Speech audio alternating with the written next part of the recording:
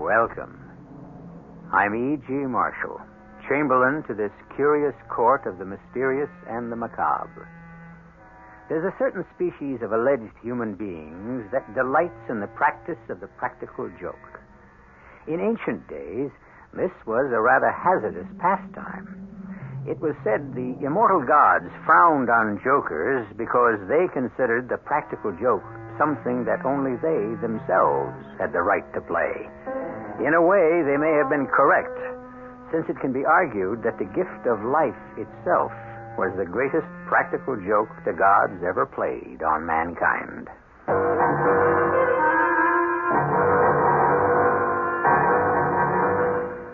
Our mystery drama, The Transformation of Joe B., written especially for the Mystery Theater by Sam Dan and stars Hans Conried. It is sponsored in part by Anheuser-Busch Incorporated, Brewers of Budweiser, and Buick Motor Division. I'll be back shortly with Act One.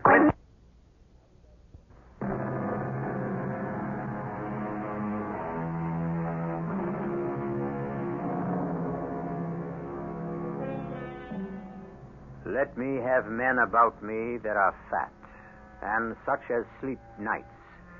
Yon Cassius hath a lean and hungry look. Such men are dangerous. So, the fat men have become the good guys, and the skinny ones are the bad guys, just because William Shakespeare said so. But with all due respect to the immortal bard, where are the facts? Where is the body of evidence to prove that the fats are less treacherous than the leans? We are about to regale you with the tale of a jolly fat man named Joseph B. Jefferson. Joseph B. Jefferson. No one knew him better than I did. And looking back on it, I see I didn't know him very well at all. Folks called him Joe B. He didn't sleep at night much either. How could he? He was forever thinking up little tricks to play on people. Little, harmless tricks. Like he'd shake hands with you. In his palm, he'd have this thing concealed that'd scare you out of your wits. But he didn't mean no harm. And like he'd offer a fellow a cigar. And when the fellow'd light up, and the cigar'd explode. Well, there'd be such a comical look on that fellow's face, you couldn't help but laugh. And although Joe B. was big, 6'3", weighed 300, he could move real quick and quiet. Why, he could just slither up unseen to a person, and in less than a minute, that person be hopping up and down like a Zuni Indian doing a rain dance. Joe B.'d slipped him a hot foot, you see. But Joe B. reserved his funniest jokes for Will Tatum. Will's a quiet sort. He's educated, been to college and all, but he really ain't smart. Don't have much ambition. Satisfied to be a bookkeeper down to the mill. Still in all, Will did marry Martha Drake. The fact is, Martha did choose him over Joe B. It seems like Joe B. never could get over it. He's always visiting Will and Martha as if he just couldn't believe that they're married. Well, one Sunday morning.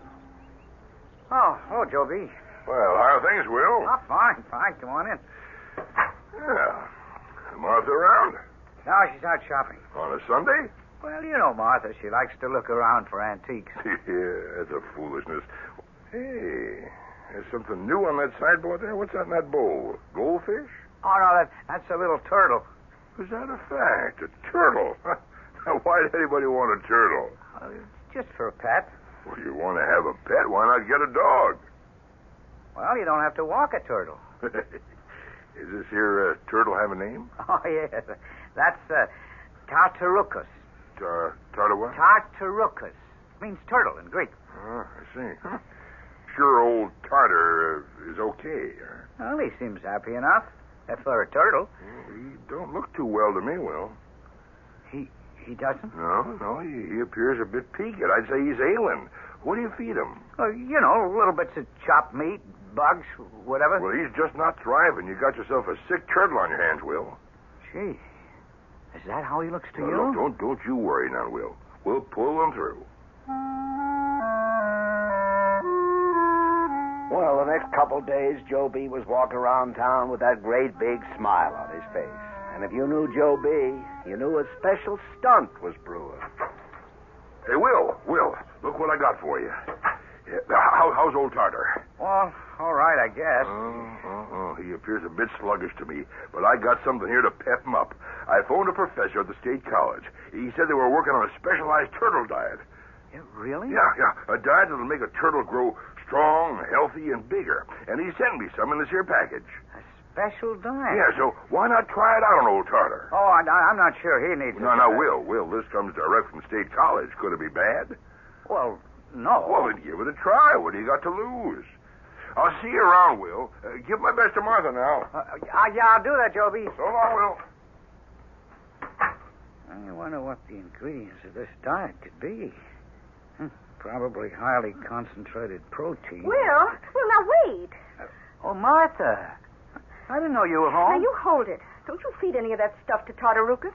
But Joe B said I know what Joe B said. I heard every word. But if you were home all this time, why didn't you come in here and say hello to him? Because I cannot stand the sight of Mr. Joseph B. Jefferson. Now, don't feed that junk to the turtle. Why? It's a trick.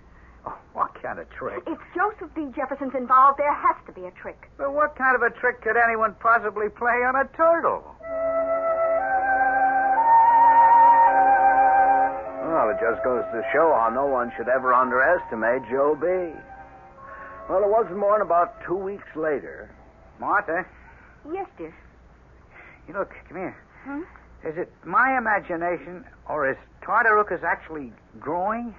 Well, You know, I'm sure of it. That turtle is actually getting bigger. he does seem larger. Sure, he couldn't have been more than 2 inches in diameter when we bought him, and now look at him, he's at least 3. Uh-huh. It's that diet. The diet Joe B. got for me from the state college. Look what it's been doing for Tartarucas. Well, I'm afraid. He's growing bigger every day. Oh, what in the world could possibly be wrong? Well, I tell you, that turtle seemed to grow about an inch every week. And poor Will started telling everybody about the sensational diet Joe B'd got for him. How it was performing miracles for his turtle. But folks here all wised up. The minute Joe B's name was even mentioned, they knew there was a trick in it. And everybody caught on what it was, even Martha. One morning, she come in to see me. Lester, you tell Mr. Jefferson to cut it out. Cut what out, Martha? Now, don't you look so innocent. You know what he's doing. He's got a bunch of turtles of different sizes, and he's switching them on poor Will. Oh, that ain't against the law, Martha. I'll tell you what is against the law, Lester. And as deputy sheriff, you want to be aware of it. Now, Martha. Sneaking into our house while Will's at the plant and I'm teaching school. Now, that's trespass. Now, Martha, you can't prove. Why is everybody in this town so terrified of Joseph B. Jefferson? You want to swear out a warrant for his arrest? You got to have evidence. Oh, look, Martha, why don't you tell Will what Joe B's up to, and then it'll be all over. I can't do that, Lester. Well, why can't you? Because I'm Will's wife. I should think that was just because you're Will's wife. Look, everybody in town's laughing at him, Lester, and if I tell him, it means I'm in on the joke, too, that I was smart enough to see something he couldn't. No, as far as Will's concerned, I can't know anything about all this, Lester. Well, I don't know what I can do, Martha. Well, you tell Joe B. this, for me. Tell him the very next time he sneaks into the house to switch those turtles, I might just be waiting there with a 12-gauge. Now, Martha, there's no need to I might just be a scared and nervous lady alone in the house, frightened by what I think is a prowler. I could be so frightened out of my wits, I might just shoot first. Now, Martha, you're only looking for trouble. Now, just think, if I kill him by mistake, the joke, finally, would be on him, wouldn't it? Well, I told Joe B what she'd said.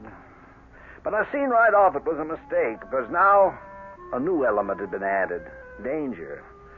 And now there was a light in his eye. His face become flushed. And now I became scared. You call it off? Why, Lester, I just begun. Now, look, Joe B, how much larger can a turtle get? Well, you ain't going to get any larger. You see, this particular stunt is a double reverse. Yes, sir. The first double reverse of my career. That old turtle is going to get smaller. Smaller? How can he get smaller? The exact way he got bigger, with a little help from his friends. Evening, Will. Oh, come on in, Joby. Oh, Martha around? Oh, No, she's out shopping. For antiques, huh? No, groceries. Will, I'm afraid I don't have good news. Matter of fact, it could be pretty bad news for old Tartar. Why, what's wrong? Well, you know that professor over the college? He called me on the phone. He said not to feed any more of that stuff to old Tartar. But, Joe B., I don't understand. Tartarucus seems to be thriving. Well, he is, and he ain't. You see, the professor said they just made an amazing discovery about that diet. It seems that after a while, the turtle, instead of growing bigger, starts getting smaller. Smaller? Yeah. He starts growing smaller and smaller until one day, well, there just ain't nothing left of him at all. He just disappears. And that's exactly what began to happen.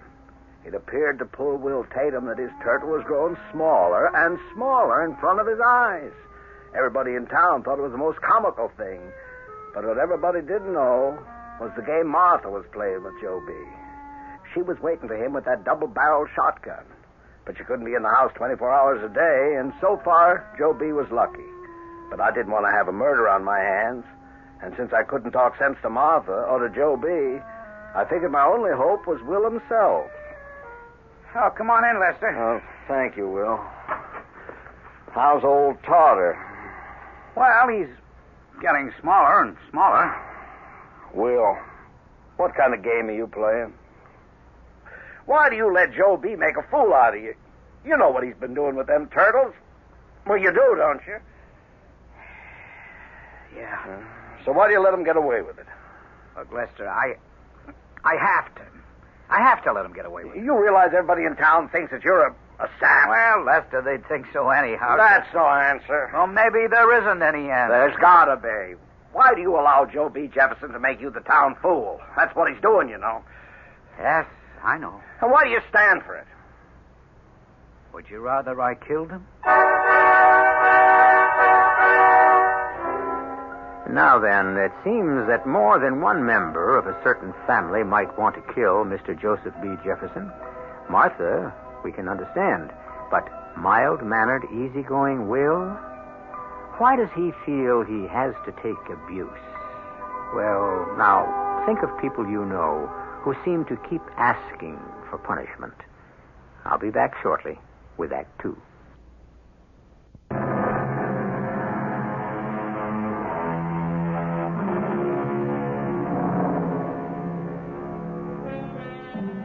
It has been written, tell one joke and you make 10 enemies. But that's only if you tell a joke. The figures really expand when you perform a joke. Joseph B. Jefferson, or Joe B., as he is unaffectionately called, is playing a joke on Will Tatum, and Will knows it. I can't understand what you're saying, Will. Why would you have to kill Joe B.? In self-defense? Oh, you really lost me, Will. Joe B. ain't threatening your life. Oh, but he is. How? Lester, why does he play practical jokes? Why? Because he's full of fun. He's filled with hate. Oh, now, Will... It's how he expresses his hostility. Each joke is intended to bring pain and embarrassment to another human being. Now, Will... He hates people. Oh, that's going a bit far. You know I'm right, Lester. It's his way of wounding, even killing people. And we have to let him do it. You know why? Because if we stopped him, he'd have to do it in earnest. Oh, now you lost me. No, you understand me. You just don't want to accept it, but you understand it. He hates me. First of all, because I married Martha. Oh, now, he never did have much of a chance with Martha. But he thinks he did. Second, I'm different. I read books. I have crazy ideas. Will, aren't you making too much of this? He has to have this outlet for his hatred, you see? Now, suppose I'd nipped this whole turtle thing in the bud. Suppose I called the turn every time he pulled one of his jokes. I would eventually force him, provoke him, into physical violence. And then it would become a matter of kill or be killed. Oh, I wish there was something I could do. It keeps on building inside him. The urge to hurt people becomes stronger, and he has to satisfy it by becoming more and more complicated and expensive in his jokes. What? He must have gone out and bought 15, maybe 20 turtles. All them little turtles look alike. Not exactly alike, Lester. Not like these. I tell you, a jeweler couldn't match pearls in a lady's necklace more carefully. And the sizes. Oh, that has to be subtle planning. It's perfect. He's an artist.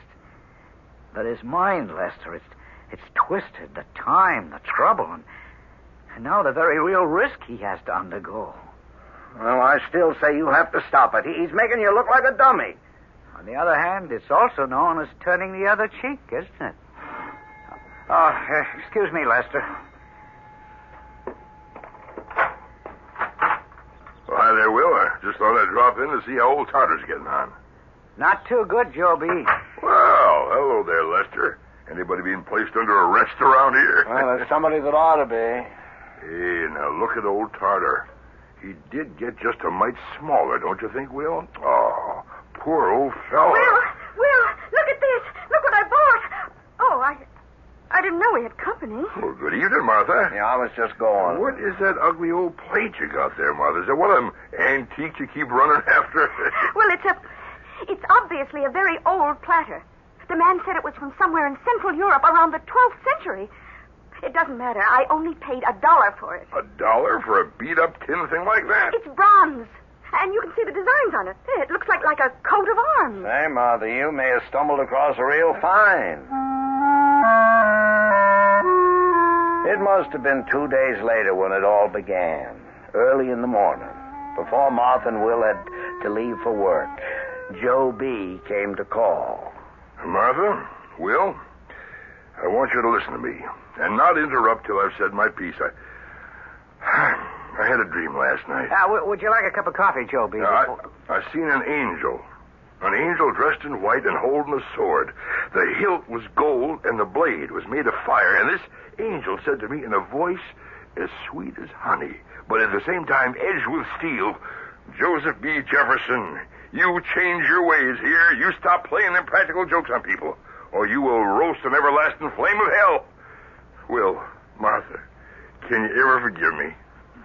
Forgive you? Now, what is this all about, Now, Joe B? forgive me for the stunt I pulled on you with that turtle. I've been switching 15 of them back and forth.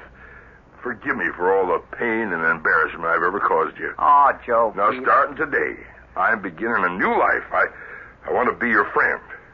I mean, a real friend. And I want you to be mine. Oh, Joe B., I can hardly believe what I'm hearing. I can hardly believe what I'm saying, Martha, but something come over me, a kind of a transformation. Oh, Joe B., Will and I, we would truly value your friendship. For the next week, all you could hear around town was the transformation of Joe B. Folks could hardly believe it, but there was Joe B., smiling, gentle, kindly, a new Joe B., a fellow could just not do enough for you. I said to myself, if this is a practical joke of Joe B.'s, sure, it's the biggest one of them all. But what could he gain by it? Well, one morning he was having breakfast with Martha and Will when Joe Purley, the letter carrier, knocked on the door. Morning, Miss Tatum. Oh, what can I do for you, Mr. I got a Purley? letter here. I think maybe it's too important to leave in the box. Never did handle such a letter in all my entire life. That's a handsome envelope, ain't it? It's made out of parchment, and your name and address is engraved. You see, there's this, well, it looks like some royal coat of arms right here. Oh, thank you, Mr. Purley.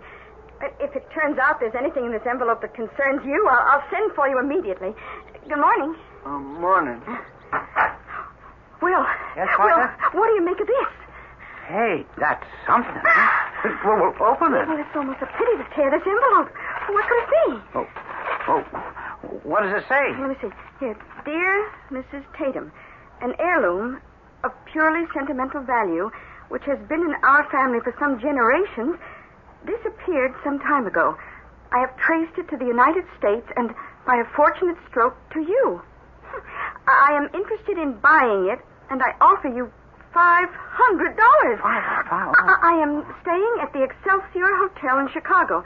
The plate has no intrinsic value, and $500 is an extremely generous offer. May I hear from you? Signed, Maximilian Maruca, Grand Duke. Oh, Will, what do you think? Gee, well, what a stroke of luck. And it only cost me $1. Hey, let's send this guy a letter immediately. Well, Well, what, Joe B? well, it's your platter, your decision. But why should this fellow offer you $500 for that junky platter? Well, obviously, it's a family heirloom. Obviously. Why? Because he says so? Well, why $500? Why not $50? Why not $1,000? Who is he anyhow? It says here, Prince Maximilian Maruka, the Royal House of Serenia. Serenia? Where is Serenia? I never heard of it. Well, still, a man wants to offer us $500. Now, that's a return of $499 on my investment. Are you saying not to take it? All I'm saying, Martha, is sleep on it. Well, Martha and Will, they couldn't sleep on it. They was too excited. $500 was like a fortune. Well, you sleep on it? Yes. Yeah, and we decided to take the man's offer. Well, if that's what you decided. I'll write this fellow, Prince Maximilian, in the Excelsior Hotel in Chicago. No, you can do better than that, honey. You can call him up. That's right. Oh, hello? I want to place a long-distance call to the Excelsior Hotel in Chicago to a Prince Maximilian Maruka. Right. Well, just think all the things we could do with that $500, huh? My goodness, she's ringing the hotel now. And the clerk is answering. Oh, see who that is, Will? Yeah, sure. Oh, my goodness. The clerk is ringing the prince's room right now. Good morning, folks. Another important-looking letter. One of them real classy parchment envelopes. Oh, thank you, Mr. Furley. Oh, it must be another letter from the prince. Open it, dear. See what he says. It's answered. The phone is answered. Hello? Oh, my goodness, it's the prince. Oh, Martha. Yes, Your Highness. I'm Mrs. Tatum. Martha. I got your letter. Yes, sir. Your offer is acceptable. No, Martha, this is a letter from the Grand Duke Tycroft, who offers you $1,000 for the platter. What? $1,000. Prince, Your Highness, I'll call you back. What does that letter say? Well, it says, Dear Mrs. Tatum, we are tracing a valuable relic of our country's past. We have reason to believe you may have bought it at a flea market. Enclosed is a picture. If it is the same platter, I will offer you $1,000 for it. Sincerely, the Grand Duke Vasil Tycross, Hotel Imperial, New York City. Oh, Will, you realize what this means? It means we can get $1,000 for it. Only, Martha, you already agreed to sell it for $500 to the prince. I agreed to no such thing. Accepted his offer. If you'll excuse me, Will, Martha didn't exactly accept. She said his offer was acceptable. That's merely a statement of fact, not intent. Ethically, she accepted his offer. But we can get twice as much from this new person. Martha, a promise is a promise. But it's $1,000 against $500. Money isn't everything. You talk as if it's nothing at all. Sometimes, Will Tatum, it might be well for you to get your head out of the clouds. Martha, Will, you two shouldn't quarrel over money.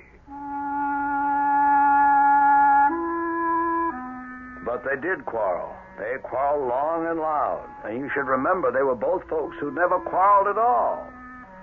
And the letters came from Chicago, from New York, from the Prince, from the Grand Duke. Dear Mrs. Tatum, if my original offer is insufficient, I will raise it to $1,500. It is of the utmost importance that my family recover this precious heirloom. I offer you $2,000. $5,000. Signed, Prince Maruka. 10,000. Grand Duke Tycroft. And you, Will. You wanted to sell this platter for $500. Now when I get this $50,000... 50? You've only been offered 10. These two men need that plate. I tell you the bidding will reach $50,000. More. I've never seen you like this, Oh, I'm glad I listened to Joe B. There's a man with brains. All right, now stop right there and now. It's a stunt. What? How? How could it be a stunt? Well, you said the magic word, Joe B. I don't understand. Joe B's been trying to tear me down in your eyes ever since we've been married. You know it. The direct attack doesn't work, so he switches tactics. What kind of tactics? Well, it's working, isn't it? We're quarreling with each other. This house has become unpleasant, uncomfortable. Will, Honey, it's the old catch flies with honey routine. Now, that platter you picked up at some flea market gave him an inspiration. So he's been writing you these phony letters. Phony? Of course they're phony. They have to be phony. But, Will, I've spoken to both the Prince and the Grand Duke in Chicago and New Now, York. phony. He hired actors. But, Will... Martha, I can prove it. Beyond the shadow of a doubt.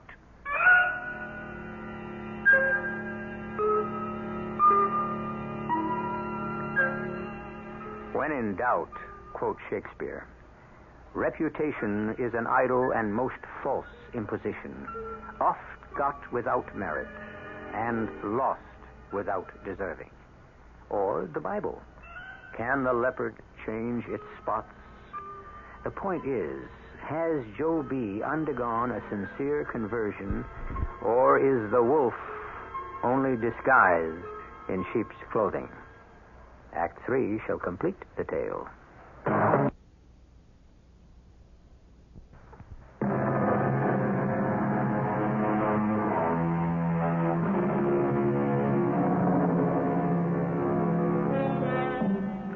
Everyone dreams of finding a Rembrandt in some old dusty attic, or stumbling on that rare, forgotten first edition, or that priceless coin or stamp. And Martha Tatum dreamed that dream, too. Now it would seem her dream has come true. But there is a small cloud, no larger than a man's hand, looming on the horizon. And that cloud's name is Joe B. How can you prove all this is just another one of Joe B.'s stuff? I'll prove it. Look, would he hire a man to live at the Excelsior Hotel in Chicago and another to stay at the Imperial in New York?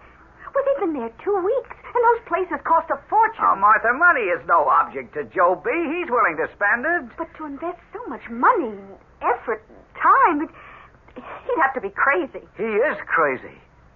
Dangerously crazy. But where's your proof? It's in the public library. The public library? Yeah, come on along. Now, this is the Almanac de Gotha. It's got a listing of all the royal and noble families of Europe. Now, Joe B. wouldn't know about a thing like this, you see. So let's turn to Serenia and just see if... Will, look. Right here, at the bottom of the page. The House of Maruka, first Prince Maximilian. There is a Prince Maruka, a real prince. Now, turn to the keys. Yeah, but Martha, how... Here, the House of Tycroft, hereditary Grand Dukes, perpetually at war with the House of Maruka. Gee, Martha, That's why they're bidding against each other for the platter. It must have some sort of political significance. Okay, all right. He's smarter than I gave him credit for. Will. He knew I'd check up on him. Oh, Will, you're becoming neurotic on the subject. Now, wait a minute. The Almanac de Gotha. You usually don't find that in small-town libraries. What's it doing here? You were the one who said... I can prove something. Just let me talk to Letty, the librarian. Letty? Good morning, Will. Letty, the Almanac de Gotha, how does it happen that you've got it? It came as a gift. Oh, gift, huh? Oh, we get lots of books as gifts. And when did it come? A few weeks ago. Who sent it? It was anonymous. Yeah, that figures.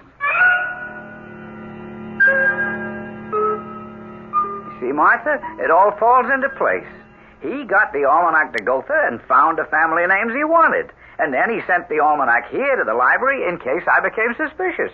Will, are you sure you're all right? And now the story's all over town. But you're being unreasonable. The bidding will go up to 100,000, and then the whole thing will collapse and be exposed for the practical joke that it is.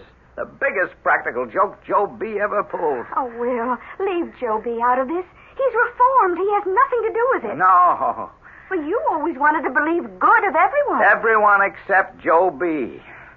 I can prove he's at the bottom of it. You haven't been able to prove anything yet. Well, Will was right. The whole town was talking, gossiping and speculating. And people just couldn't get over Martha Tatum's good luck. But things were going from bad to worse between Will and Martha. Hello? Who? Oh, yeah, she is. Martha. Thank you. Hello? Oh, yes, Paul. Surely. Now, I wanted the sofa in blue. And how about lime for the drapes? Lime, yes. Well, we can talk about it tomorrow. Bye now.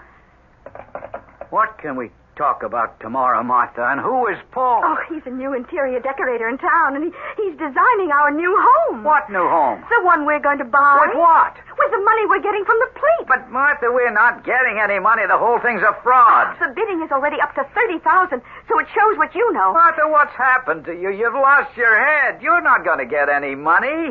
Joe B. This is to be his greatest stunt. Will, if you speak one more word against Joe B., I'll never talk to you again in my life. Well, Will, what are you doing here? What am I doing here? What are you, a deputy sheriff, doing in a saloon? Well, I came here to get a drink. You came here to get drunk. Two different things. Well, happy days. You won't find happy days in the bottom of that glass.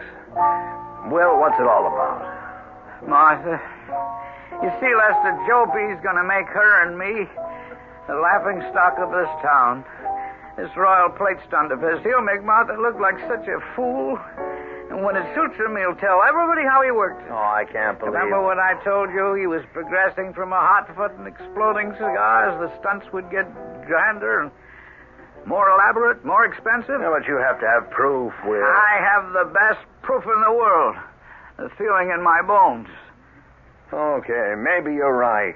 What are you going to do? I don't know. Yes, I do know. This is a showdown that has to come. I tried to keep peace. I went out of my way. But this thing between Joe B. and me, it's got to be settled. Finally. No, Will, don't be hasty. Well, you're the one who said it originally, Lester. You remember when he pulled the turtle trick? You said I'd have to stop him, and I said no. Well, I see now that was just appeasement on my part. But what do you plan to do? Oh, I can't discuss that with the deputy sheriff.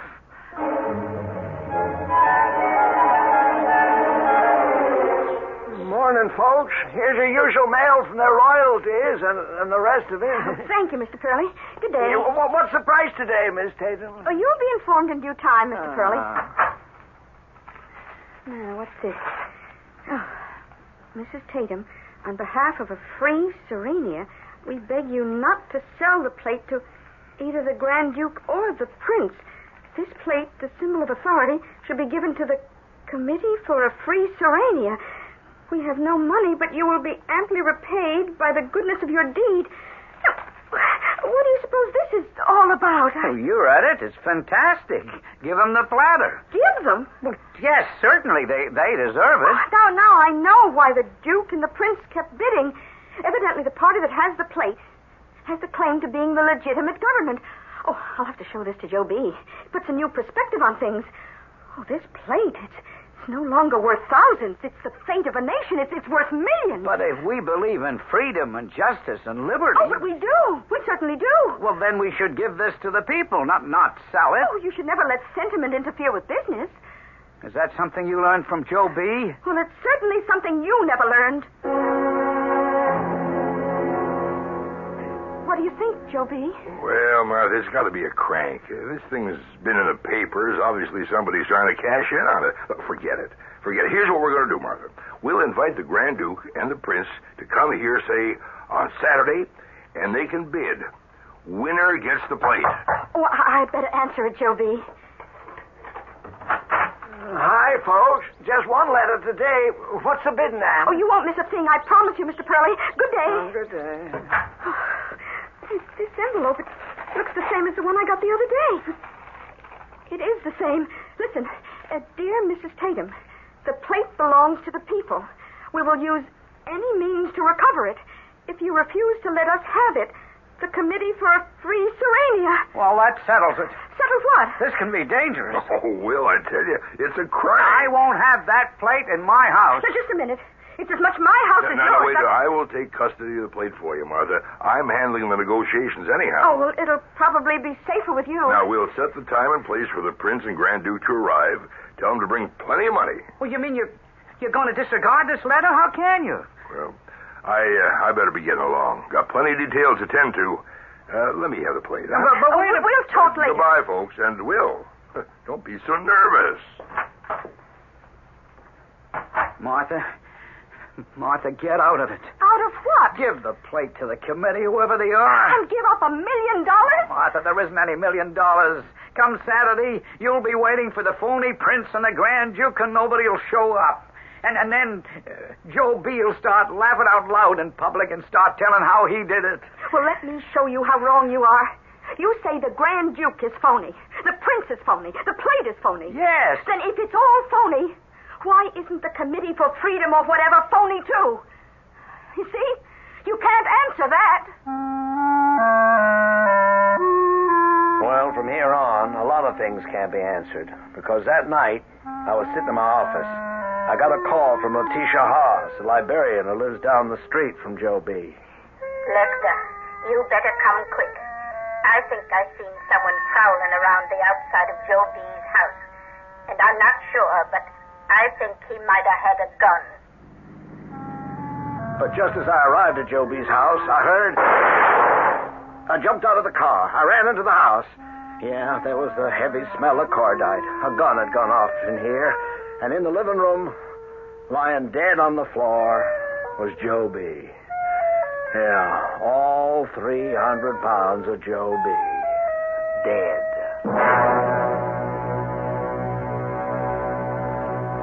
The plate? You say the plate's gone, Lester? Yeah, it's gone, Martha. Oh, then the committee, whoever they were, came there and killed him. Oh, poor Joe B. Yeah, poor Joe B. You better lie down, dear. Yes.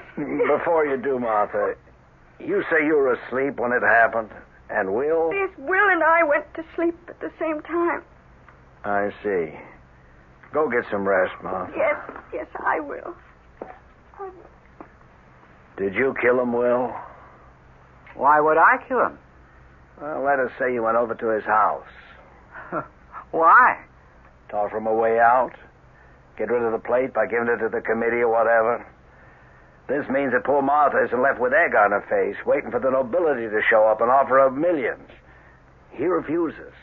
He wants you and her to be humiliated completely. So you shoot him.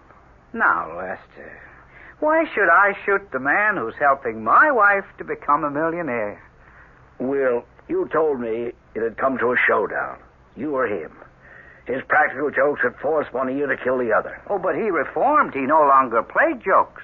And what do you call this plate thing? Who says that's a joke? The names are real. Who says the letters are a fake? Who says the plate is a fake? It's gone, so we'll never know. You call the hotels in New York and Chicago. The Prince and the Duke, dead register there. Yeah, but we know... What do we know?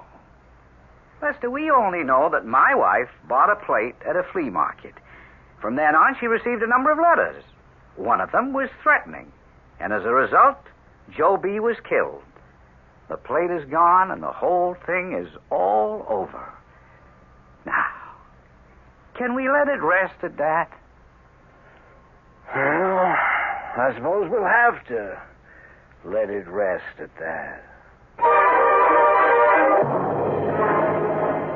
And there the matter rested. And who knows the truth? Was it a genuine antique plate? Did the royal houses and the revolutionaries try to recover it? Did Will write the last letters himself? If he did, he'd be a fool to tell. And basically, why should we even press him? Well, we'll have something interesting to tell you in just a few moments. Do you have...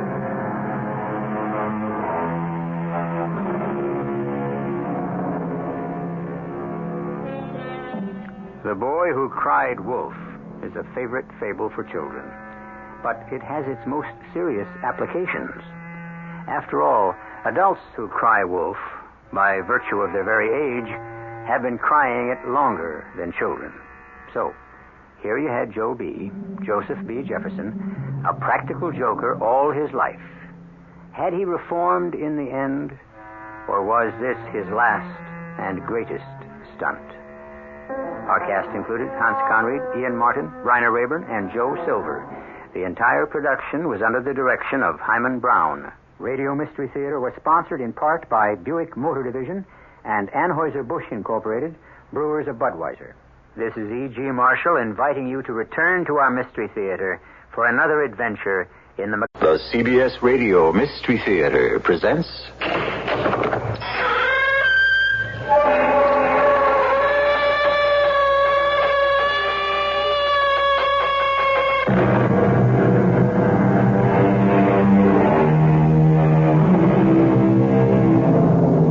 Come in.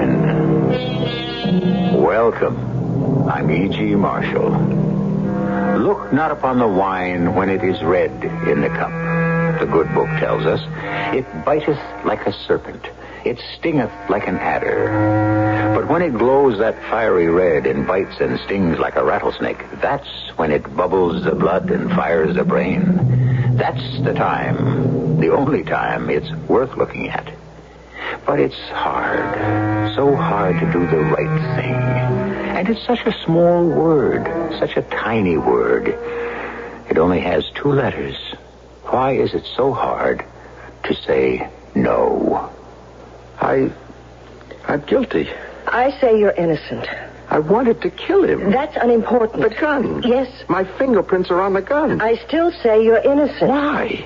Because I want to believe it.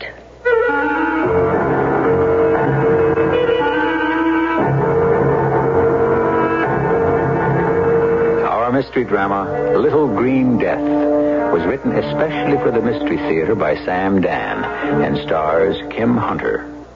It is sponsored in part by Buick Motor Division and Contact, the 12-hour cold capsule. I'll be back shortly with Act 1. The standard engine is a V8.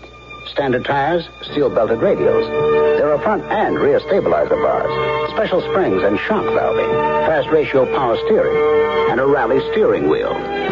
What makes all this interesting is that it belongs to a full-size 6-passenger Buick, the 1977 LeSabre Sport Coupe. You'll have to drive it to believe it.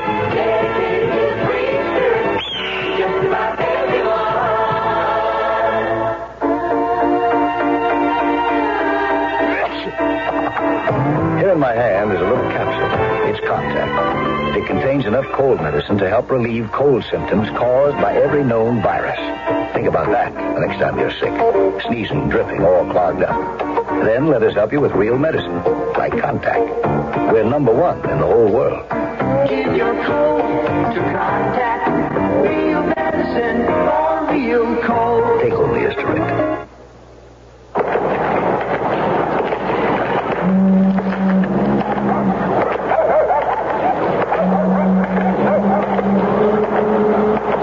How do you do? And now, a tale of what happened when last I walked these streets. What's the trouble, lady? I don't know. My car seems to stall all the time. Oh, what you need is some headlight fluid. It'll make your car go like a jackrabbit. Do you really think so? Don't let him touch that car, madam. I'm the man from the Better Business Bureau. Make sure you know that the repair firm you do business with is a reputable one. There isn't any such thing as headlight fluid. And if you had read your owner's manual, you'd know this. Oh, I can't believe it. And he seems so nice. And that's the way it was.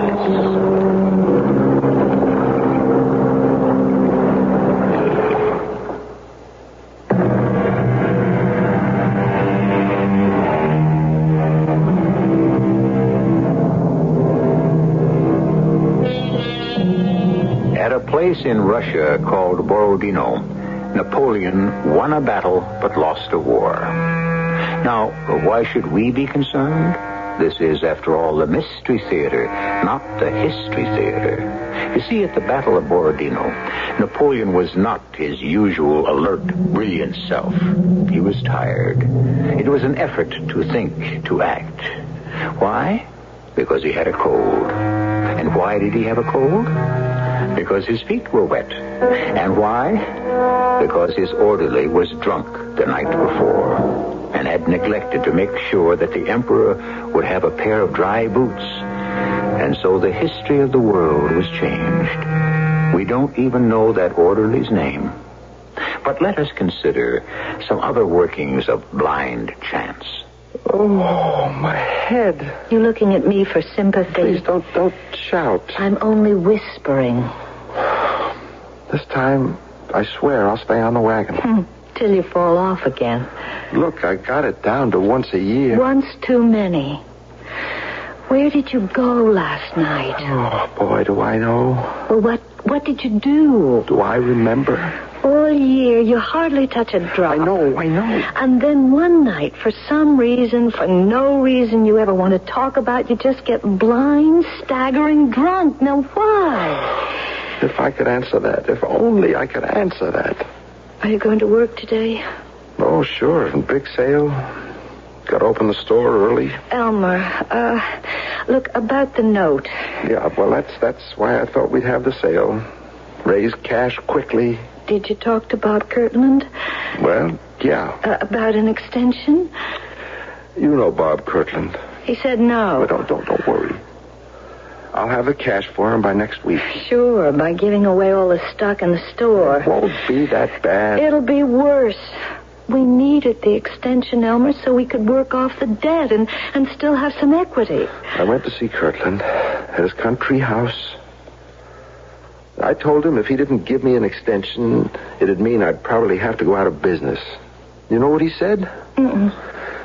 He said in the long run, he'd be doing me a favor. He what? He said I wasn't cut out for business. The sooner I realized it, the better. Okay, it's been a bad year, Elmer. It's not your fault. Well, I told him, and he just said it hadn't been a bad year for him. Just for fellows who didn't know what they were doing. So how did you leave it? How did I leave it? Well, he may have said no, but is there any possibility that he might change his mind? I don't think so. Would it help if I asked him? I don't think so. Bob Kirtland is a man who's completely devoid of sentiment. Oh, don't say that. Well, furthermore, he has it in for me personally. Now, that's where you're wrong. Bob Kirtland never gets personal about business. Yeah, well, I think that's changed. What do you mean? I got a little personal about Bob Kirtland last night. Elmer. I couldn't help it. I saw all those years of hard work and every dollar we have in the world going down the drain and... And what? Well, I guess I told him off. Oh. I called him a vulture. A vulture? And then I stopped off at Sid's and had a drink. Mm-hmm. And then another drink. I see. That's all I remember, really. I'm sorry, Lucy. I'm really, really sorry. All right. Well, you are going to pick up the phone and call Bob Kirtland, and you are going to apologize. Now, wait just a minute. It has to be done. Not after what I said to him. Especially after what you said to him. I've got my pride. Yeah, pride is an extravagance you can't afford. That's what he wants to do, make me crawl. He is a meticulous man. The floor is clean in his house. I won't do it. I'll dial his number. Oh, now what do you suppose that is at this hour of the morning? Well, don't stand there, Elmer. Open it. Good morning, Sheriff. Oh, it's you, Sheriff. Yeah, I'm afraid it's me. Well, that doesn't sound so good. Well, come on in anyhow. We see you once a year. Each time after Elmer's had his little evening. You were here last, let's see, yes, it'll be a year next month. Elmer went swimming in the town hall fountain. You want a cup of coffee, Sheriff? Well, I do, but I don't know if I should. I come here to place Elmer under arrest. Huh? Well, what for? Did I do something crazy last night? I'm afraid you did. What did he do, Sheriff? Elmer, I arrest you for the murder of Robert Kinfeather Kirtland. Oh, no. And I must inform you that anything you say may be used against you. Murder? Bob Kirtland? He's dead? Yeah, last night. But why do you say that Elmer did it? Elmer was there. But that's right. I was. Elmer, did you? I don't know. We found the gun. Elmer's never fired a gun in his life. Oh, yeah. Well, Elmer wouldn't know how. He wouldn't even own a gun. He dislikes guns. Everybody knows that. Now, that may be true, but he fired one at Bob Kirtland last night. How can you say that? His fingerprints are on it. Well, how could he... I'm sorry. Elmer. I don't know. Well, all right. All right. Bob had Elmer in a very tight squeeze. No, the whole town knows that. And Elmer went to visit him last night to see if they could make some kind of a financial arrangement. Do you understand, Sheriff? Yeah, it's clear. And Bob Kirtland, being Bob Kirtland, I mean no disrespect to the dead, but... Well, Bob Kirtland was the meanest, stingiest, most vindictive. Yeah, I've heard that said. Well, and one word led to another. Elmer became so angry, so desperate. You see, he faces the loss of everything. Do you realize that? Yeah. And so he lost his temper, and in a fit of rage, he killed Bob Kirtland. It's murder, yes, but you see, it's not cold-blooded, premeditated murder. Oh, it's not justified. Murder is never justified, but it is understandable, and the jury will have to take that into consideration. The jury also have to take something else into consideration, Lucy. What's that? The fact that he had a gun. A gun? A fit of rage is all very well, Lucy. But why did he bring the gun unless he meant to use it? Elmer? I don't know, Sheriff. I just don't know.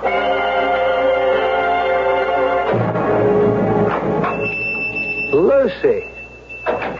Well, I didn't think you'd be in the store today. I can't afford not to be in the store, Phil. I want you to know I'll do everything I can. Thanks, Phil.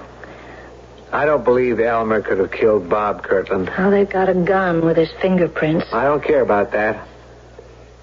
Do you believe Elmer's guilty? It's crazy. Elmer's the sweetest, most gentle human being in the whole wide world, but maybe once a year when he starts drinking... I believe he's innocent. Oh, Phil, you and Elmer, you're two of a kind. No, we're not. We're friends. We're buddies since kindergarten. But I'm not like Elmer at all. And you know that. I'm practical. But he's a dreamer. I'm down to earth. I've made money, a lot of money. And it's yours. Yours and Elmer's. Oh, no. What do you mean, oh, no? I'm Elmer's friend. I'm your friend. You should have borrowed the money from me in the first place instead of going to Bob Kirtland. But you don't borrow money from friends. Now, look, Elmer needs a lawyer. Well, I thought I'd ask Lou Ballantyne. To do what? Lucy, this is a murder case. I know, but Lou is very good. Sure, at drawing up contracts, writing wills, but he's never, ever defended against a murder charge. Yes, but still, It's like it is with doctors. You don't go to a psychiatrist to take your appendix out. Now, you need a lawyer who specializes in murder, and you're not going to find one in this town. I just don't know what to say then. I do. I've engaged a lawyer for you. You have? You need one of the best lawyers in the world, because that jury is going to be afraid to acquit Elmer, or even to let him off easy. How can you say that?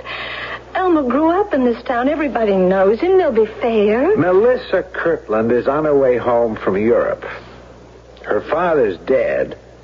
Now she owns the town. Well... Lucy, look, I forgave you for marrying Elmer. But she never forgave Elmer for marrying you. Now, that's why you need a lawyer who can keep the judge and the state's attorney and even the jury on their toes. Oh, Melissa wouldn't... Wouldn't what? Oh, Lucy, you're a very sweet and decent person, but you shouldn't judge everyone by yourself. On that jury, you'll have shopkeepers, you'll have farmers. They won't be out to alienate Melissa Kirtland, the richest woman in the county. But Elmer wasn't himself. Everybody knows he wasn't himself. It'll be tried before Judge Gary. Judge Gary is fair and honest. And Jerry Holt, the DA, would like to run for governor. The Kirtland family has been the biggest contributor to the party. Phil, I don't know what to do. You don't have to do anything. We'll make sure Elmer gets every possible break. I've already engaged a lawyer from New York. I don't think any lawyer could help. This one can. She's never lost a case. She? Oh, come on now. Are you prejudiced because she's a woman?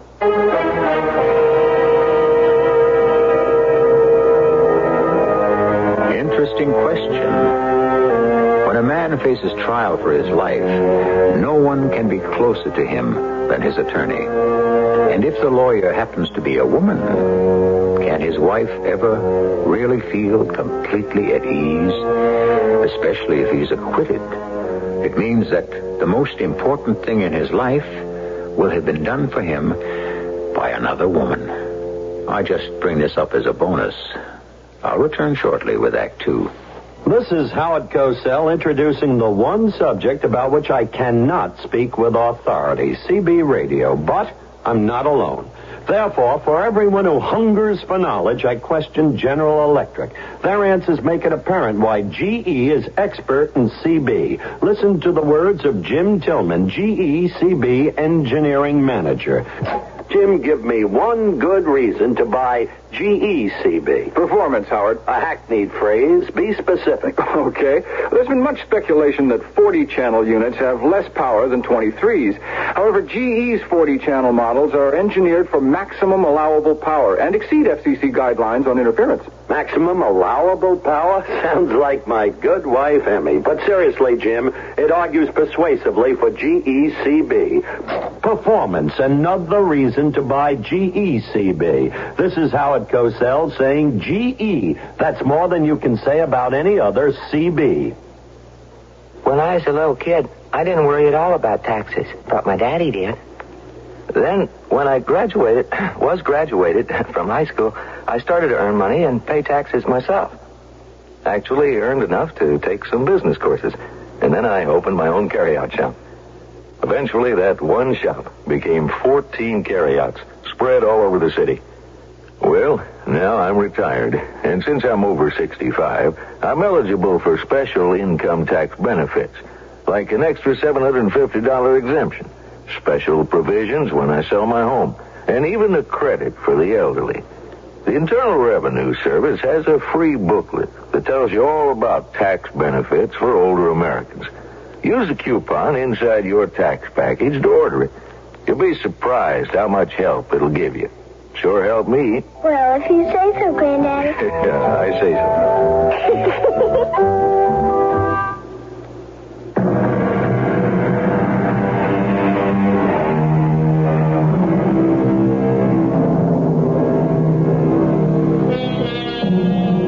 The hand, they say, is quicker than the eye. But what, then, is quicker than either? Why, the mind, of course. Mind, eye, and hand, they were designed to work in unison and harmony as a team. But what happens when they seem to be working at cross purposes? Well, obviously, we're in for a great many differences of opinion. Lucy, this is Miss Adelaide Gordon. How do you do? Miss Gordon, Mrs. Baker, Elmer's wife. Tell me, Mrs. Baker, is your husband innocent? Well, how would I know that? I think a woman knows. Well, according to all the evidence. We're not concerned with the evidence. Well, how can you, a lawyer, not be concerned with the evidence? You think a jury makes up its mind on the basis of evidence? I would assume so. No, a jury is made up of human beings. Human beings do not make personal decisions on the basis of facts. I'm not a big city lawyer, but I would venture to disagree. Would you? Well, I think people are more intelligent than they're given credit for. Permit me, Mrs. Baker. About 12 years ago, you were the most popular girl in this town. You could have had your pick of practically all the attractive and eligible young men. Well, I wasn't that popular. You chose Elmer Baker, who had no money and very poor prospects. I was in love with Elmer. My point exactly. The most important decision you ever made in your life had nothing to do with facts, evidence, or logic. Well, you're not alone. People don't change the habits of a lifetime just because they happen to be sitting on a jury. They'll believe what they want to believe. But in a court of law, the evidence... A person sitting on that jury doesn't know what to believe. Maybe he wants to believe Elmer is innocent. But he looks at you. You're his wife. He has to see that belief on your face. Suppose he doesn't. Look, there's proof Elmer's guilty. He was there. His fingerprints are on the gun. The best thing for him to do is to admit it and just throw himself on the mercy of the court. He'll be put away for life. Is that what you want? No. You have no right to say that to me. I'm just telling you how I feel. Your feelings are of no importance. Elmer is my client. He becomes the most important person in the world to me. I don't think that Phil did a wise thing in engaging you. You don't? This is a small town. You have a brilliant reputation.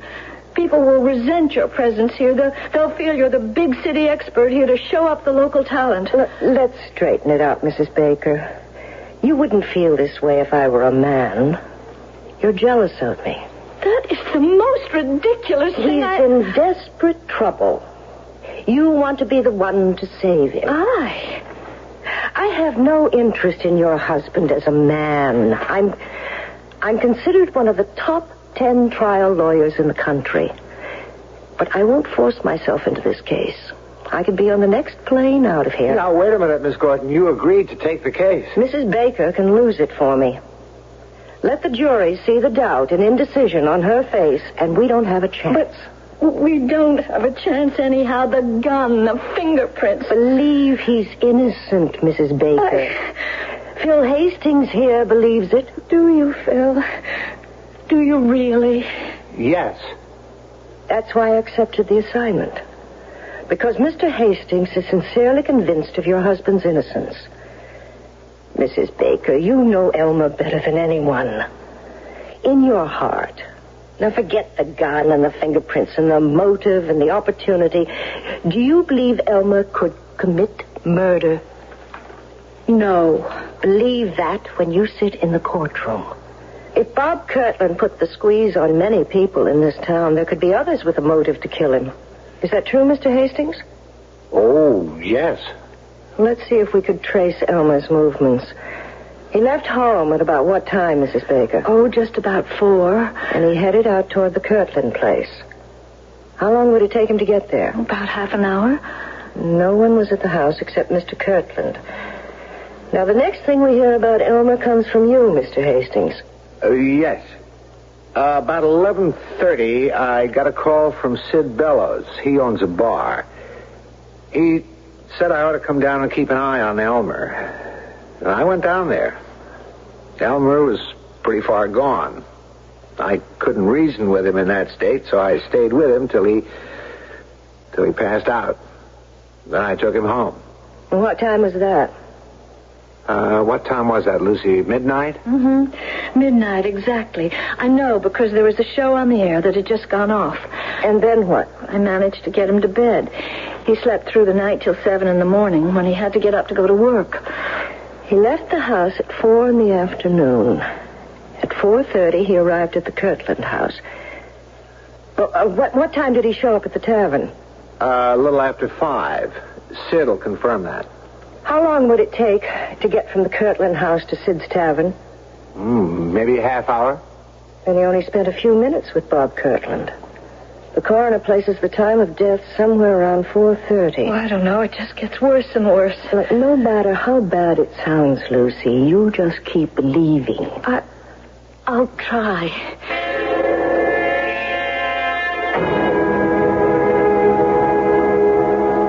Sheriff, who discovered Bob Kirtland's body? Bill Howley. She comes in mornings, does cleaning. She got there 8 o'clock. Front door was open, and she kicked something with her foot. She looked down. It was a revolver. A .32 caliber revolver that fired the bullet that killed Bob Kirtland.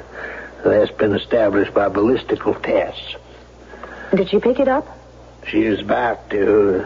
Then she noticed Bob Kirtland lying on the floor, dead. She didn't touch nothing. She's seen too many murder shows. And this is the gun that's supposed to have Elmer Baker's fingerprints on it. Now, I appreciate the fact that a lawyer has to put it that way, ma'am, but it wasn't supposed to have. It did have Elmer's prints on it. How did you find that out so quickly? Well, we knew Elmer'd gone to see him, so we just did a routine check. We got his prints at the city hall, Elmer's volunteer fireman. I must say, ma'am, I never seen a murder case where there's so much evidence against a man. How many murder cases have you seen, Sheriff? Ma'am, I must admit, there you got me. I would like to see Elmer now, please. I've heard of you. You mean you're going to defend me? Yes. But you must cost a fortune. I don't come cheaply. Well, I could never afford to pay you. My fee is being taken care of. By whom? You have a good friend. Phil. I won't let him. He's already done it. Let's talk about important things. You, for instance. I understand you go out and get roaring drunk once a year. Why? I don't know. Yes, you do. I guess because I'm a failure. In other words, you feel sorry for yourself. That's right. I wanted to be a writer. What stopped you? I'm just not good enough. And you can't accept it. I opened a bookshop. I like to be surrounded by great writing. Well, that should make you happy. I'm a bad businessman. The only books I sell are those I like to read myself. Consequently... Your selection is limited. Yes.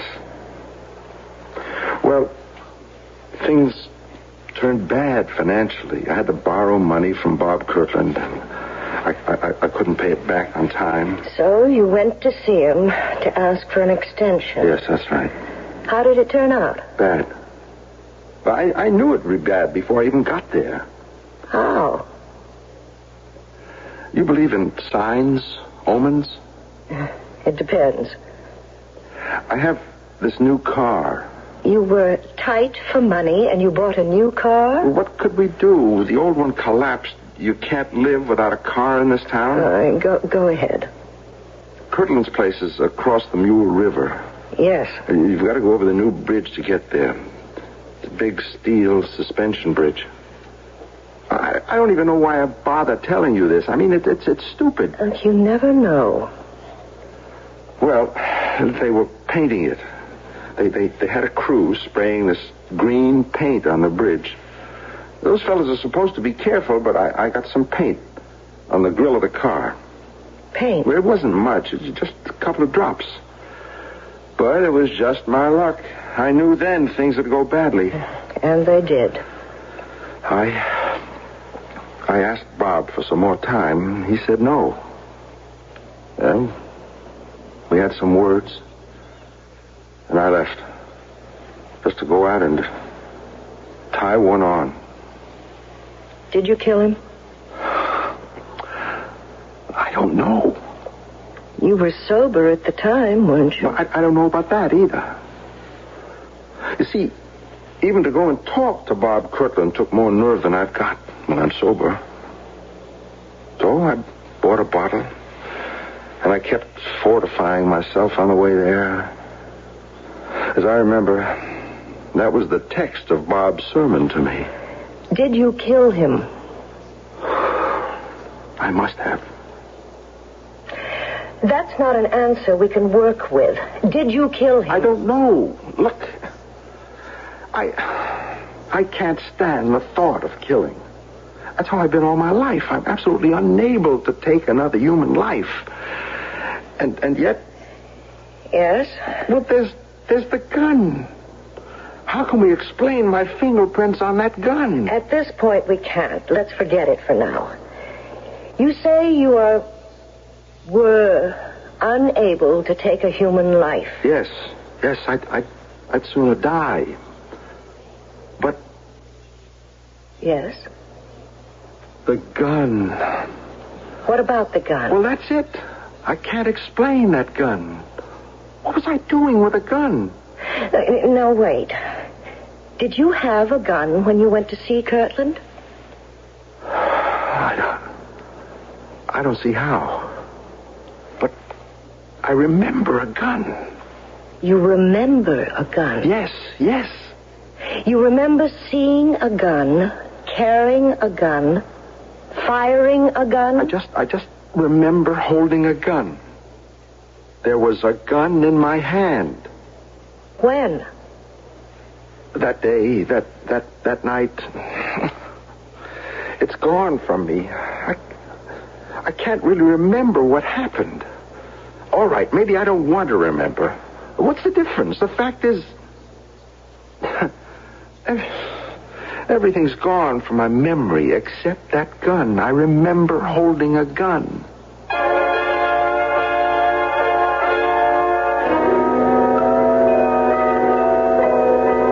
Slowly but surely, it's coming out. He remembers holding a gun. How would you like to be his lawyer? Miss Adelaide Gordon is supposed to be among the 10 best in the country. She's never lost a murder case. How would you bet now? Well, don't risk your money. You'll get the answer in Act 3.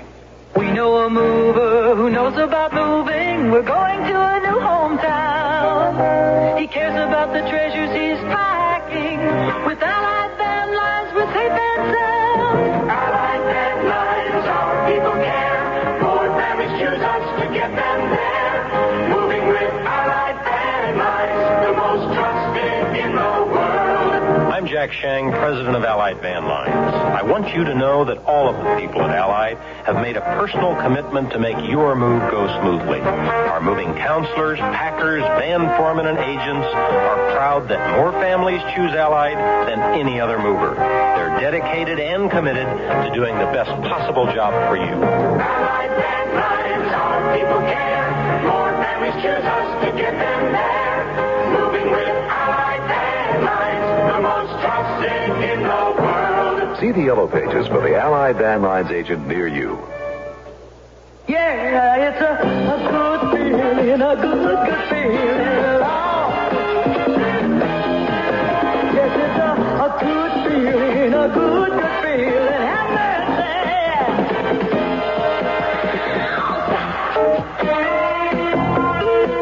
Hi, this is Lola Falana.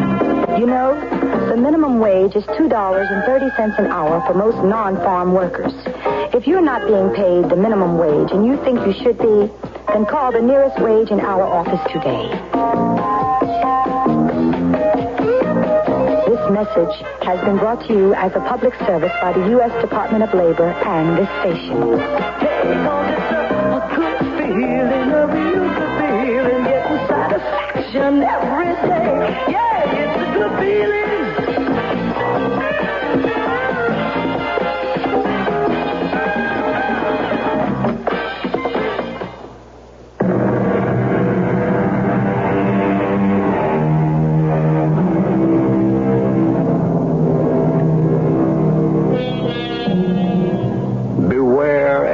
As you live, of judging people by appearances, said a French philosopher. And so, if we must forbear to judge people, how much more vital is it to withhold our judgment of things? Give a man a strong motive to commit murder, have him present at the scene of the crime, find his fingerprints on the murder weapon, and now ask yourself this question. Would you rather be the attorney for the defense or the prosecution? You remember a gun? Yes, I remember a gun. A revolver. What do you remember about it? Nothing. I just remember a revolver. I was holding a revolver in my hand. Why? I don't know. And you fired it? I don't know. Where did you get it? I don't like to keep saying I don't know, but... You have to help me. I have to start with something. But everyone says... Forget what everyone says. Ask yourself, is it possible for you to kill? But how did my fingerprints get on that gun? Let me worry about that. Let you worry? If you killed him, then that would account for the fingerprints. You were desperate. You acted in a frenzy. Why did you bring the gun? All right, you brought it to scare him. You never meant to use it. You lost your head, you pulled the trigger. You were so scared, so disoriented, you even dropped the gun where it could be found. Well, then maybe that's what I did. I must know for sure. If you're convinced you didn't do it, then I'll believe you didn't do it. Did you or did you not kill Bob Kirtland? No. All right. I'm not a killer. I don't care how it looks. I didn't do it. Then that's the defense.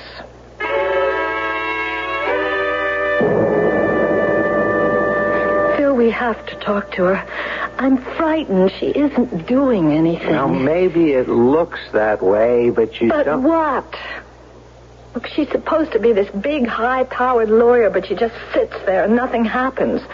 The district attorney makes all the points. If I were on that jury... Lucy, it's possible there are legal issues that she's trying to get certain irregularities reversed by a higher court. What irregularities? Well, I don't know. I'm not a lawyer. Is she a lawyer? At least Lou Ballantyne is well-liked in this town. What can we do? Talk to her. Maybe she can change Elmer's plea. I mean, this way he's sure to be convicted.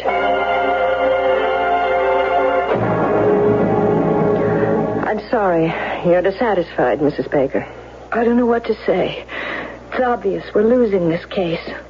Do you believe Elmer murdered Kirtland? Well, no. Do you, Phil? No. I don't believe it either. How can I change our defense? It's the truth. Well, why can't we just say that Elmer was seized by a fit of temporary madness, and that's why he killed Bob Kirtland? You'd be asking me to base our defense on a lie. Please, Miss Gordon, I don't know what to think, what to believe. I only know that this way we are just losing. Can you give us some assurance that your line of defense will be successful, Miss Gordon? I'm a lawyer. I go with what I believe is the truth. I believe Elmer is innocent, and I have to go down the line with it.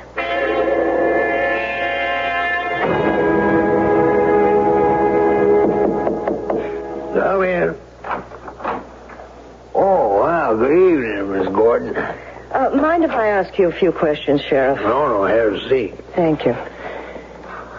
Case isn't going too well, is it? Between you and me, it could be better. Off the record. Why'd you take it? I was impressed by Phil Hastings. He's absolutely convinced of Elmer's innocence. And despite the way Lucy talks, so is she.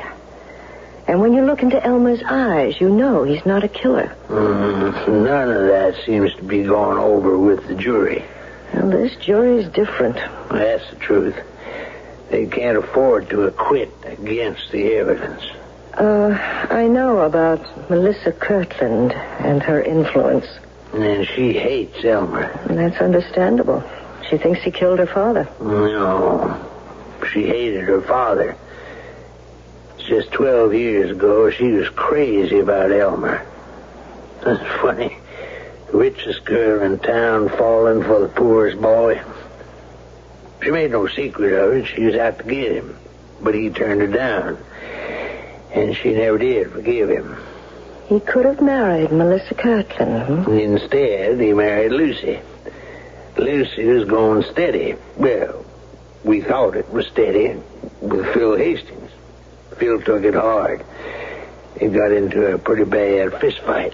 I don't know, I had to break it up. I guess Phil's more of a man than most folks ever give him credit for. He made up with Elmer. They're the best of friends. I see. He must have gone into hock to hire you, even though he knew it had to be for a lost cause. Why do you say it's a lost cause? Well, you're just the wrong lawyer. Well, now, no offense, now, nothing personal. It's just the way it is.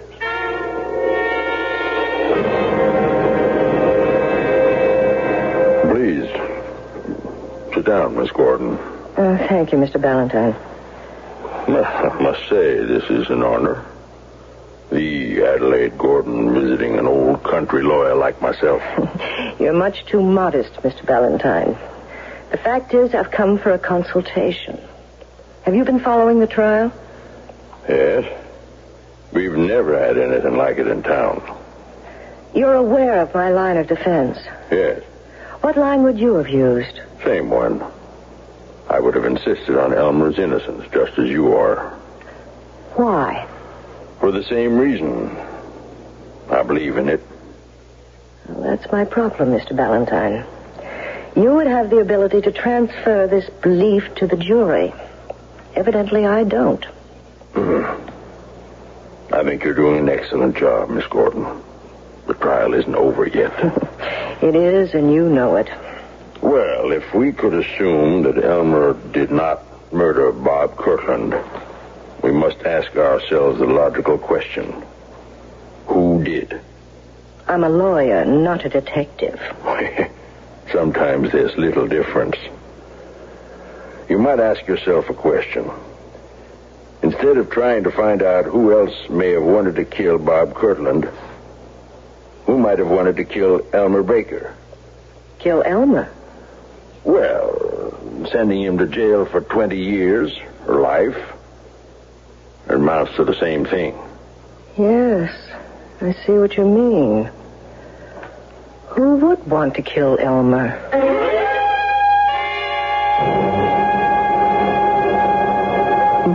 Nobody.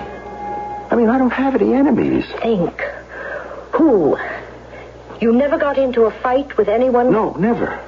Well, that doesn't square with what the sheriff told me. He said you and Phil Hastings had a terrible brawl when you took Lucy away from him. That doesn't count. Why not? Phil and I, we were best friends before I married Lucy. And even though we had that very brief flare-up, we've remained best friends ever since. Go back to the day of the murder. Oh, again? Did Phil know you were going to see Bob? Yes, he disapproved. He said he'd lend me the money to pay part of the note. And you didn't take it? I like Phil too much to borrow money from him. You left the store and went to see Kirtland. You drove all the way out there, and you had to cross the what bridge? The Mule River, the big suspension bridge. And they were painting it. Yes, that's what lit the fuse. I got this paint spattered on my grill. Then you had your interview with Bob Kirtland. And from there on, your mind is a blank. Yes. But maybe I did kill him. Look, you get to be 40, you're headed nowhere. You don't have the ability or the guts to do what you really want. Look, don't even start that line of thought. Right now, we can't afford it. Your Honor, the defense calls Mr. Peter Garrick. Mr. Garrick, on the afternoon of the 25th, where were you? I was on the Mule River Bridge. What were you doing there? I was there with my crew. We were painting the bridge. Painting the bridge? Well, we were spraying on the first coat. You know what I mean, the green coat. Uh-huh. You were there from when to when? Well, we start in the morning after the rush at 10 o'clock, and we usually quit 4:30 before the night rush. You were spraying this paint, you say. Cars driving past, they could have caught some of it. Yeah, maybe a couple of drops. We keep a bucket of turpentine and rags at the end of the bridge and a sign that says, use this to remove any paint that may accidentally... I know. And you stopped at 4:30. Yes, ma'am. On the head. If it pleases the court, it is our contention that Elmer Baker is innocent. However, this leaves a question. If Elmer Baker did not murder Robert Kirtland, who did? At approximately 4:30 that afternoon, someone fired the fatal bullet into Mr. Kirtland's body. But who? It is my contention, and I intend to prove, that Elmer Baker is the victim of a plot. A carefully designed and brilliantly executed scheme that almost worked. The defense calls Mr. Philip Hastings. Me? Yes, Mr. Hastings, you. Mr. Hastings, Hastings, can you account for your movements on the day of the 25th? Well, do I have to? Yes, Mr. Hastings, you have to. I left my apartment after breakfast. I went to my office, which is just down the street from here. I was busy all day. I even had lunch sent in. And then I worked late, and I went home. I brought some work with me. And then at 11, I got a call from Sid Jenkins of Sid's Bar and Grill. He said Elmer was getting a bit hard to handle. So I went there, and I calmed him down and took him home. At no time, then, during the 25th, did you visit the home of Mr. Bob Kirtland? Why would I want to? Please answer. Of course not. Then, on the 25th, you had no occasion to cross the Mule River Bridge. Well, certainly not. I say you did. What? I say you killed Bob Kirtland. What? Chancellor, are you charging Mr. Hastings with murder? I am, Your Honor. On what evidence? Some years ago, Elmer Baker took Lucy away from Phil Hastings. And that's why Mr. Hastings murdered Bob Kirtland? Yes, Your Honor. To make it look as if Elmer did it. Phil never forgave Elmer, and he bided his time. Oh, that's a lie. I would appreciate some facts, Counselor. Phil Hastings saw a sudden opportunity to be rid of Elmer Baker. With Elmer in jail and out of Lucy's life, Phil could once again woo her and this time win her. But he had to maintain the appearance of great friendship. So he followed Elmer to Kirtland's house. When he saw Elmer leave, he went inside, shot Bob Kirtland. It's a lie! Your Honor, I shall present the proof in just a moment. He knew Elmer would be staggering drunk. He met Elmer at Sid's bar, took him home, and while Elmer was practically out cold, he made Elmer grasp the butt of the revolver, which is how Elmer's fingerprints came to be on it. Well, that just isn't true. After he brought Elmer home, he drove back to the Kirtland place and dropped the revolver on the floor. What are you trying to do to me? And there was Elmer, neatly tied up for the killing. But Phil had to make sure. In the ordinary way, Lou Ballantyne would defend Elmer. Lou, who knows each one of you in this town, who could have convinced you of Elmer's innocence.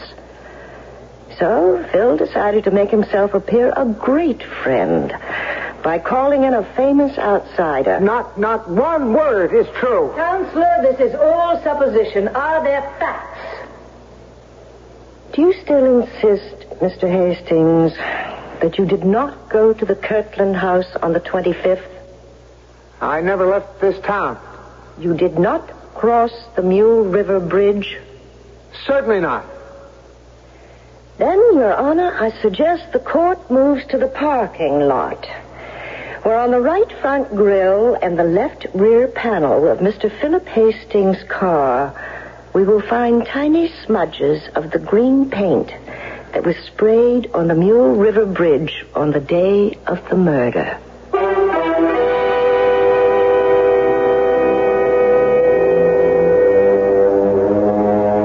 And they did. They found the tiny incriminating stains of paint exactly where she said they would. You've heard the saying, for want of a nail. Well, here Philip Hastings might lament, for the want of a few drops of turpentine. I shall return shortly. The 1977 Buick Regal. It comes with Buick's terrific V6 engine. It carries 6 people and lots of Buick comfort. It's lean, it's maneuverable in city traffic. It's the most luxurious mid-sized car Buick builds. Yeah, this new Regal is pretty much everything a car should be, except for one thing. It isn't yours yet, but it can be. Just see your Buick dealer for a test drive soon.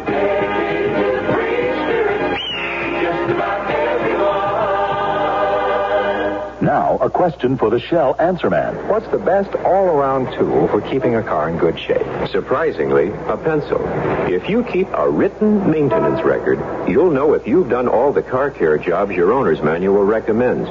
Preventive maintenance is the best maintenance. Terrific. I'll make a note of that. Learn more ways to help your car last in the 100,000-Mile Book. Look for it in leading magazines or pick up a free copy from a participating Shell dealer. Come to Shell for answers. You probably don't go to your True Value hardware store just to buy batteries. Hi, Pat Summerall. You probably pick up some while you're there, just because you happen to see them at the checkout counter. But now here's a good reason to go to your True Value hardware store just to buy batteries.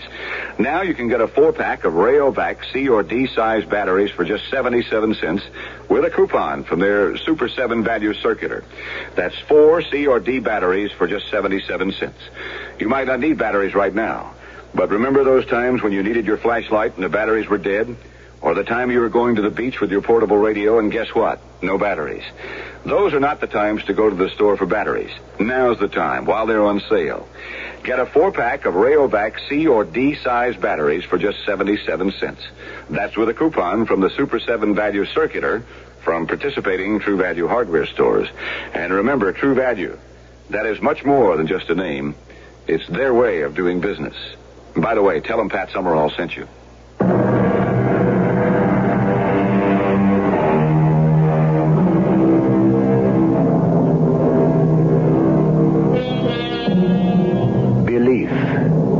It moves mountains, but they don't say which way.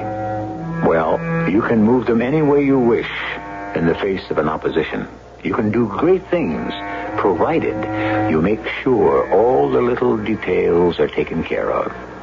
If you want to commit a murder, make sure you don't leave some little insignificant, tiny, loose end dangling. It can lengthen into a noose. On second thought, don't do it. Our cast included Kim Hunter, Bob Dryden, Carol Teitel, and Nat Polen. The entire production was under the direction of Hyman Brown. Radio Mystery Theater was sponsored in part by General Electric Citizen Band radios and True Value hardware stores. This is E.G. Marshall inviting you to return to our Mystery Theater for another adventure in the macabre. Until next time, pleasant dreams.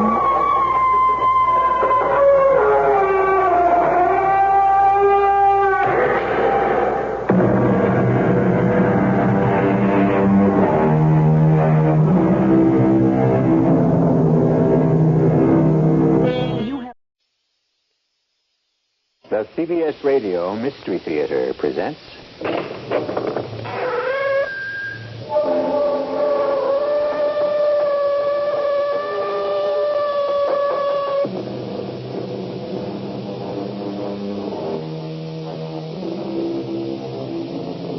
Come in.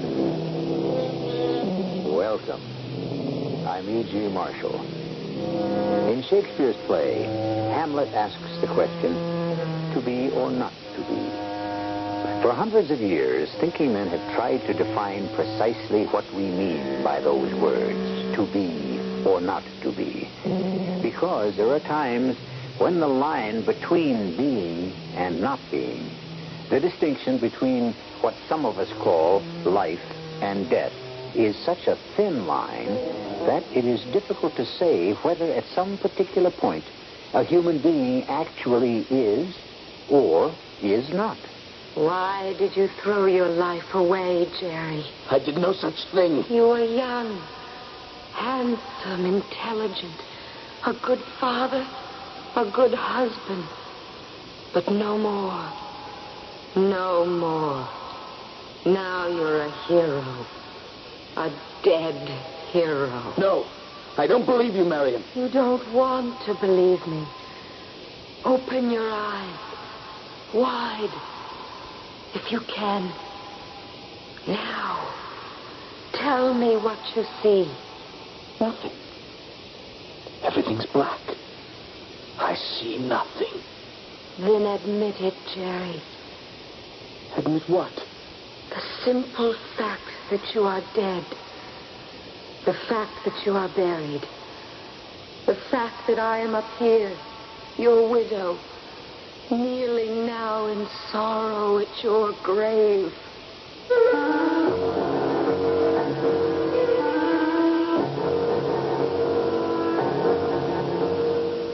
Our mystery drama, One of the Missing, was especially adapted from the Ambrose Bierce classic For the Mystery Theater by Stella and Arnold Moss.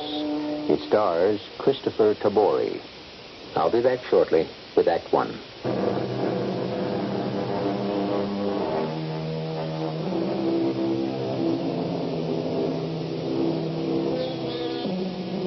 It's an insufferably hot day near the end of June. The year is 1864. The place, northern Georgia, in the shadow of an 1,800-foot elevation called Kennesaw Mountain. The Confederate Army has stopped here in retreat from the advancing troops of the Union General William Tecumseh Sherman. In his tent, a Union captain speaks. Private Searing? Sir. And you are Private Daniel Ransom? Yes, sir, I am. You know our position, Searing? Well, I'm not sure, sir. But there's been talk in the ranks that we're getting close to Atlanta. Not more than 20 miles. Yes, sir. You both know what the fall of Atlanta will mean to us. Ransom? I think I do, sir. It could mean the end of the war. We've been ordered to advance upon the enemy. Leave him no quarter, no time to rest or to reassemble his troops. General McPherson is a cautious man. We know that, sir. He's not content to obey an order blindly without knowing exactly and specifically what's in front of him. He wants the most complete, the most detailed intelligence possible, and I've been ordered to get it. That's where you two soldiers come in. Yes, sir. We believe the enemy to be in a strong position. You are to pass our own picket lines, travel through the forest, get as near to the enemy's lines as you possibly can. And learn all that we can. Is that correct, sir? Exactly, Searing. One last word. The outcome of this long, bloody war may well depend on our success or failure in taking Atlanta. We understand that, sir. When do we start? Immediately. If you accomplish this mission this day, the 30th day of June, 1864, may well go down as one of the most important dates in the history of our country. Good luck to you both.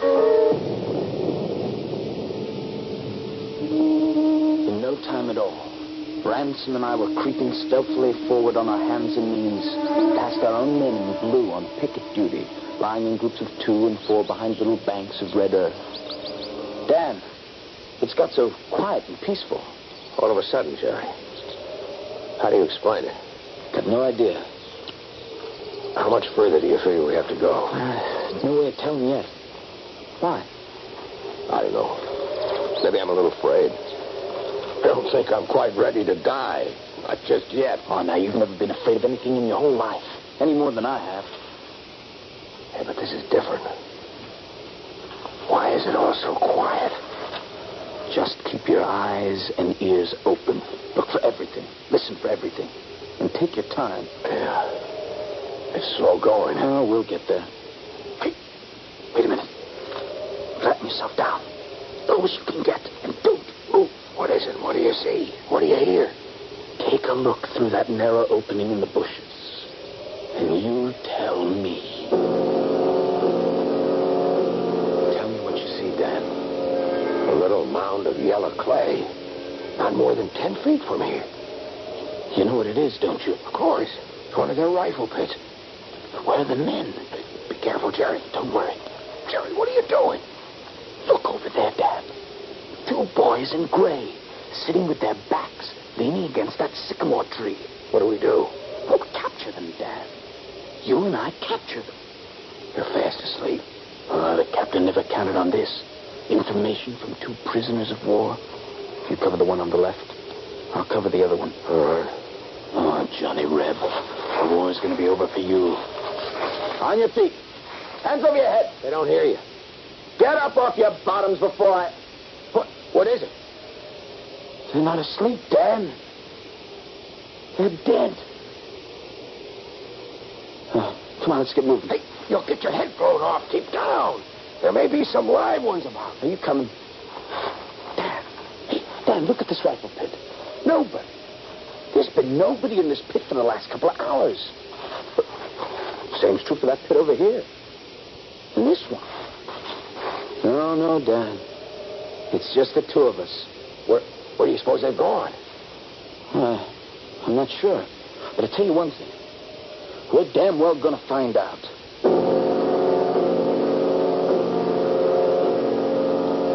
We pushed across the line of abandoned rifle pits, running from one cover to another in the open forest, looking into every conceivable hiding place to discover any possible stragglers. Not a soul. The enemy was gone. After a while, we came to the edge of a plantation.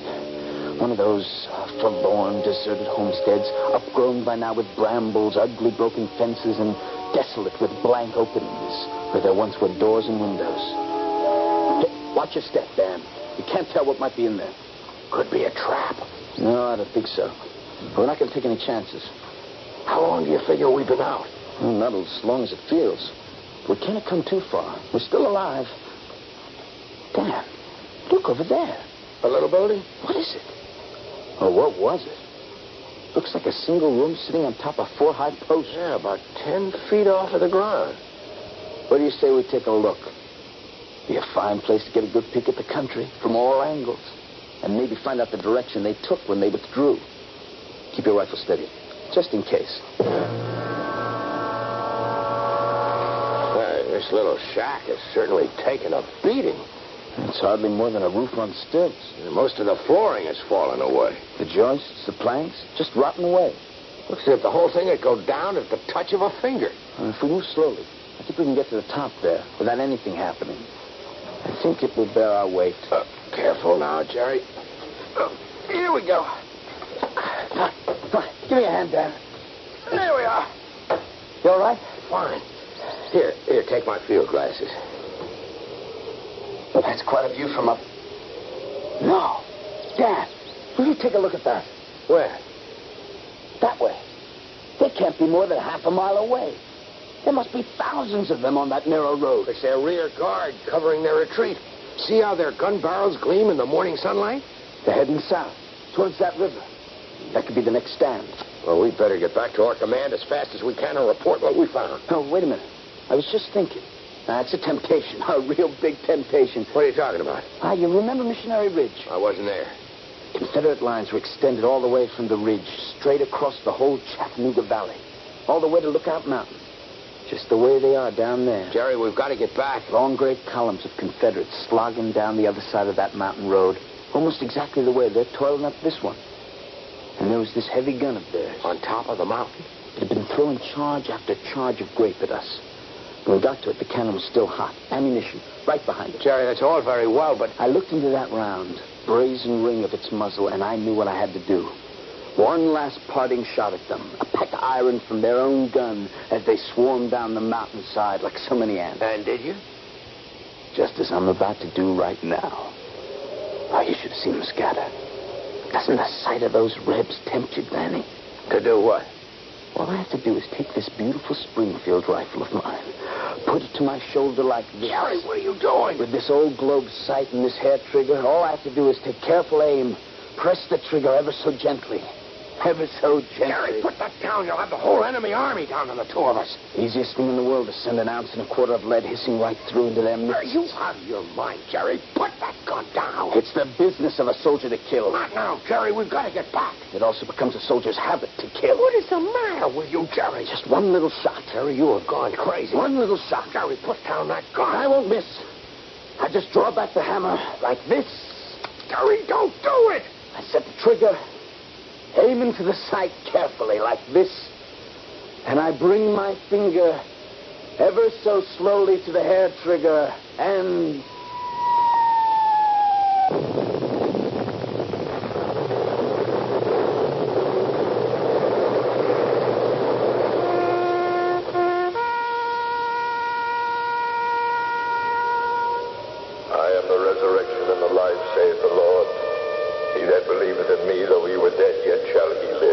What's happened? I can't open my eyes. Whose voice is that? Sounds like my commanding officer. And whosoever liveth and believeth in me shall never die. I know that my Redeemer lives. Those are the words of the burial service.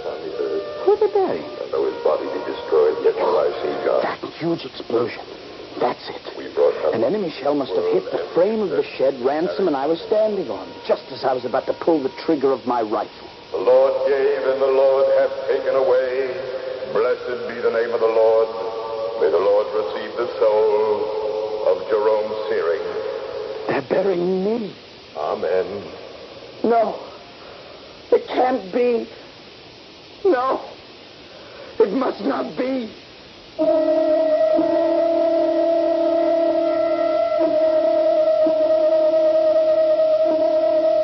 Someone once called life a means to an end. An end that sooner or later catches up with all of us. Someone else compared life to a cup of tea. The more deeply we drink of it, the more quickly we reach the dregs. For Private Jerome Searing, the question has become, is the cup still full? Is he still alive? Or by an accident of fate, has he been forced to drain the cup to the very bottom? I shall return shortly with Act 2.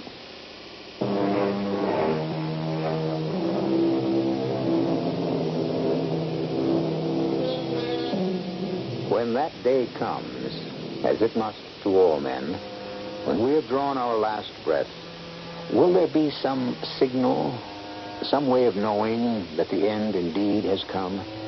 Or do we, as Jerome Searing may be doing, settle for the idea that our whole life is a kind of dream within a dream, from which we are awakened by death itself?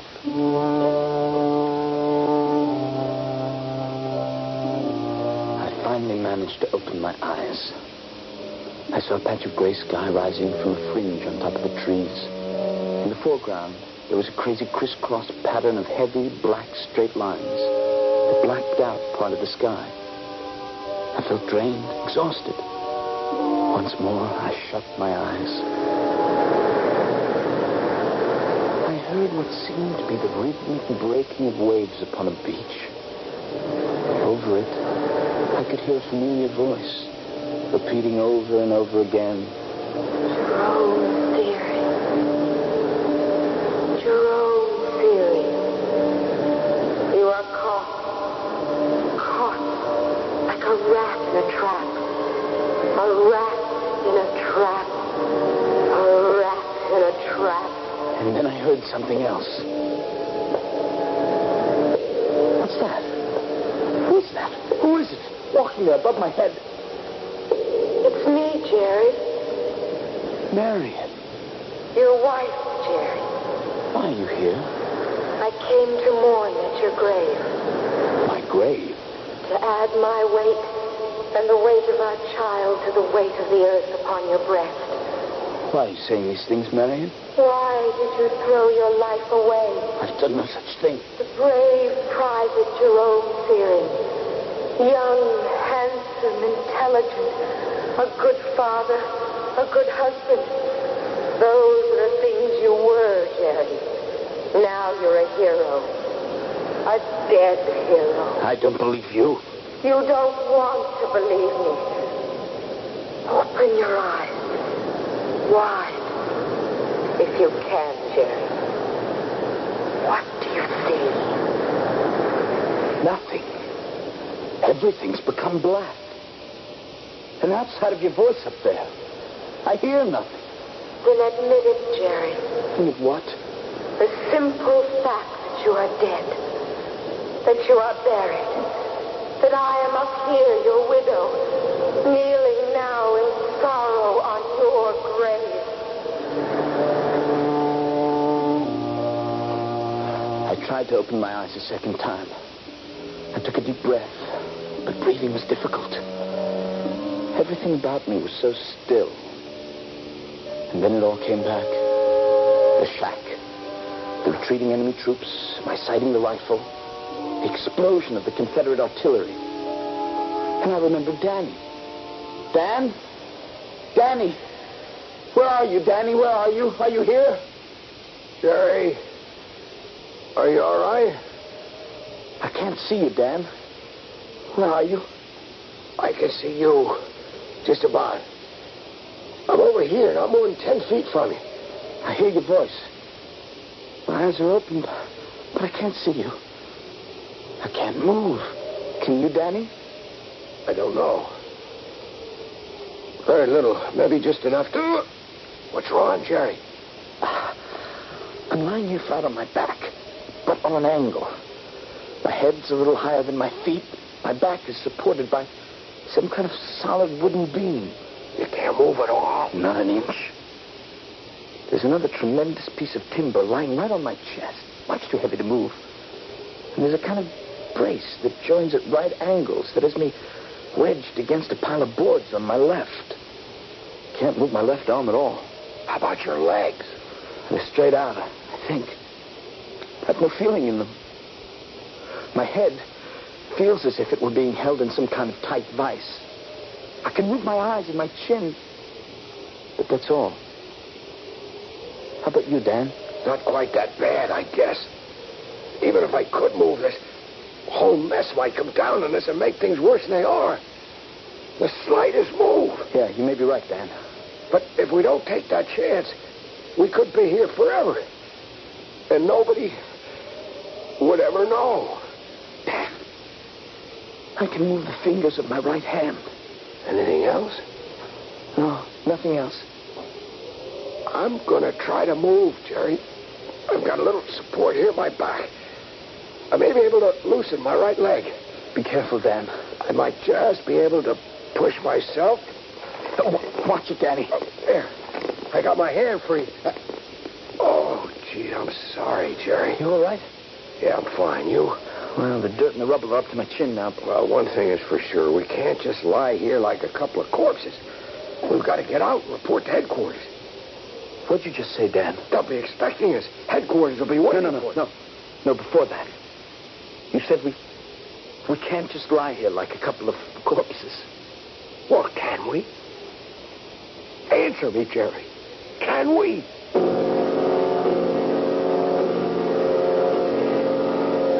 As I tried to find an answer to Denny's question, once more I heard the voice of my wife, Marion. We were both standing at the mouth of Dead Man's Cave. It seemed like 1,000 years ago. Oh, we finally made it, Jerry. Dead Man's Cave. What a climb. I was sure once we made it past Ghost Rock, the rest would be easy. Now, as soon as we catch our breath, we'll have a look inside. And we're going to find out why they say it's haunted. Let's rest a little first. Oh, Jerry, darling. You know there's going to be a war. It looks that way. Promise me one thing. If I can. Wait until your time comes. Don't volunteer. Let's have as much time together as we can before you feel you have to go. I can't promise that. Why not? Oh, please, Jerry. Because I've already volunteered yesterday. Oh, Jerry, you don't have the remotest idea of the meaning of the word fear, do you? Jerry! Those shots are coming from inside Dead Man's Cave. Who's in there? Whoever you are, come out of there. I'm going in to see. Wait, Jerry. Look up at the mouth of the cave. What is that? A huge ring of black metal is forming a circle around the entrance. Let's get out of here. It's like looking into the muzzle of a giant rifle. Who are you in there? Answer me. You answer me. Private Jerome's hearing. You are caught. Like a rat in a trap. Like a rat in a trap. Trap.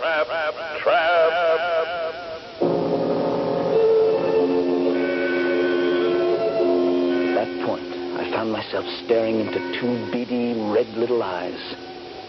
They came closer and closer. They became larger and larger. I was staring into the eyes of an oversized rat that must have lived in the shed where we were standing on before it collapsed. Get away. You've no business here. The creature scampered away. We're alive, all right. Why we should be, I hardly know after practically the whole world fell down on us. We're alive, no question about it. What makes you so sure? Well, you hear me, don't you? Yeah, I hear you.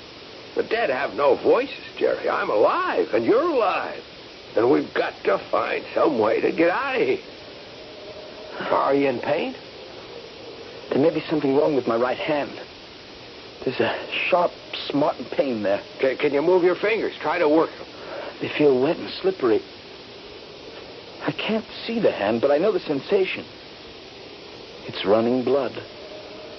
I must have ripped it on a piece of metal where the shed collapsed. How long do you think we've been in here, Dan? I haven't any idea. Seconds? Minutes? Possibly hours? Well, it couldn't have been too long. The dust is still settling. There's still dust in the air. The way I'm held by these beams, I can't see. Whatever we're going to do, Jerry, we'd better get some rest first. We'll need every ounce of strength we've got. That's a good idea, Dan. Some of our boys are sure to stray out here. Either foraging or maybe even looking for it. Yes, of course. And they'll find us, too. Somebody will surely find us. Private Searing, I'm glad I found you. Yes, sir. What took you so long? Well, sir, just as we were about to return to headquarters... Yes? There was this explosion. Everything collapsed, sir. And that's the sum total of your intelligence report? No, sir. The enemy has started to retreat. They're moving southeast toward the river. There must be at least 2,000 of them. I should judge they began their retreat about 2 hours ago. Fine work, Searing. Excellent. I'll see that you're properly rewarded. Your country will be very proud of you. Yes, thank you, sir. And now, would it be possible to get us out of here? We can't stay here like this forever. You won't have to, Searing. Thank you, sir. Sooner or later, you'll be taken out. Sooner or later? There's nothing we can do at this moment, Private. Too many other things to do. Priorities. You mean you're going to let me stay here? Sorry, Private Searing, there's a war going on. Too many other things to do, too many other things. You leave me here, and I'm as good as dead. As good as dead. Dead. As good as dead. Jerry, wake up. Wake up. What's wrong? I must have been dreaming. How long was I asleep? No idea. I dozed off a bit, too. Oh, if I could only get this right hand free. Then I could try to get this piece of timber off my chest. Oh, but there's not a chance. Jerry, I think some of this junk has moved. It begins to look as though I might have the faintest chance of getting some of this stuff off of me. Can you move at all, Jerry? No, not as much as a hair. Except for the fingers of my right hand. Dan? Yeah? The strangest thing. I couldn't see it before, but now that the sun has risen, everything's a whole lot clearer. What are you talking about? There's something inches away from my forehead. Pointed right at it. What kind of thing? I'm not sure. It's something like a ring of black shining metal. Right in front of my eyes. How big can you see? It's so close, it's hard to tell. I think I know what it is, Danny. It's my rifle. What? It's the muzzle of my rifle. The barrel's being held in place by the debris and rubbish. The gun is still cocked, just as it was when I was about to fire it. The slightest movement, the slightest touch on the trigger will set it off. And it's aimed at the exact center of my forehead.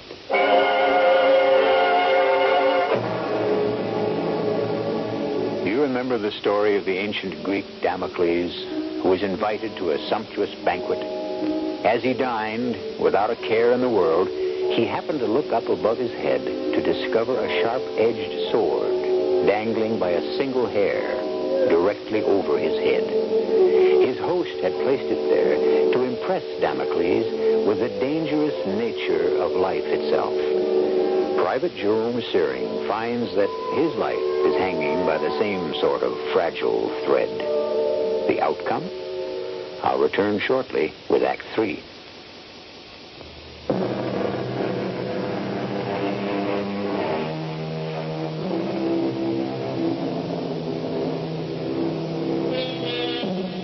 Ambrose Bierce, the author of One of the Missing, cynically defined man as an animal so lost in contemplation of what he thinks he is that he tends to overlook what he really ought to be. And among man's chief occupations, he added, is the extermination of other animals, his own species included.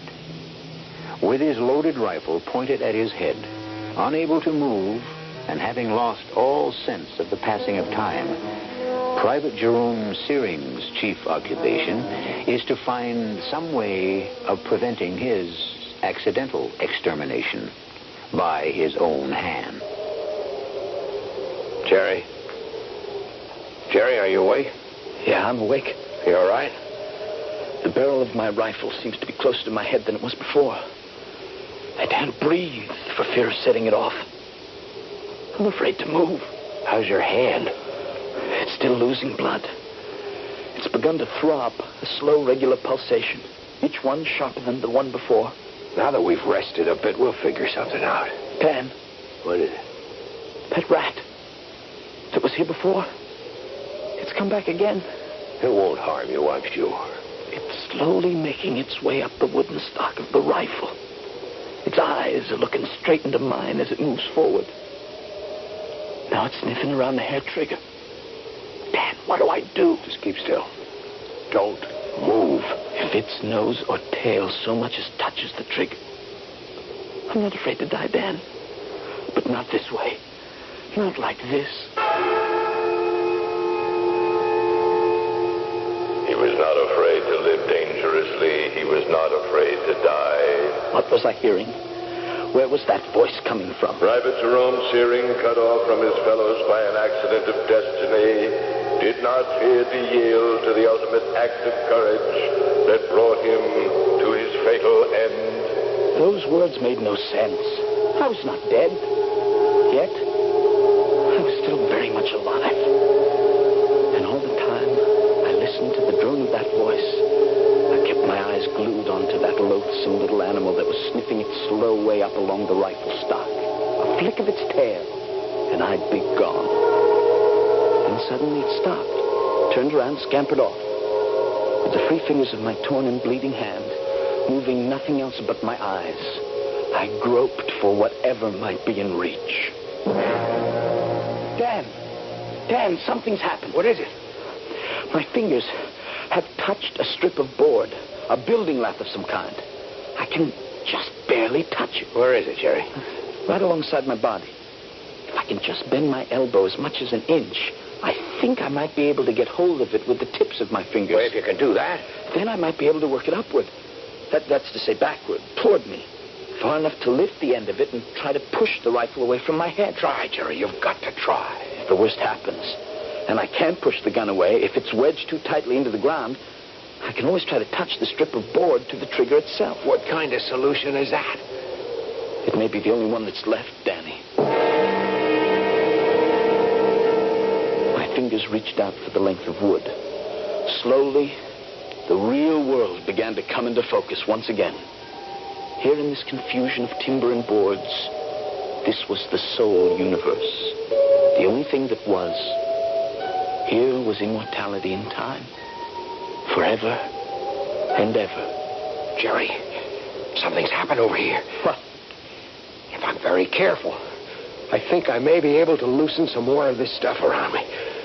I'm going to push down with my hands, very gently, against the ground, and come out backwards. I hope. A stone, a pebble, a clump of earth dropped against this trigger would be the end of me. Or maybe of both of us. I know that, Jerry. I'll be as careful as I can. Wait a minute. If by some miracle you can get out of this mess without sending a bullet through the middle of my head, you leave me here, just as I am, while you hurry back to headquarters. Is that it? I didn't say that. Not in so many words. Then you deliver to the captain the intelligence report of the enemy movements that you observed, that you discovered, and you, Private Ransom, great hero that you are promoted in the field and become Lieutenant Ransom. Is that it, Danny? I don't know what you're talking about. Meantime, poor unfortunate Private Searing lies buried under this pile of garbage with the inside of his head scattered all over the place. Too bad. Just one of them missing. If any of what you're saying were true, Jerry, just exactly what could you do to prevent it? At the moment, not a blessed thing. I suppose if this rifle of mine should go off while you're getting out of here, you might call it an accident of fate, wouldn't you? What would you call it, Private Searing? I would call it plain and simple murder.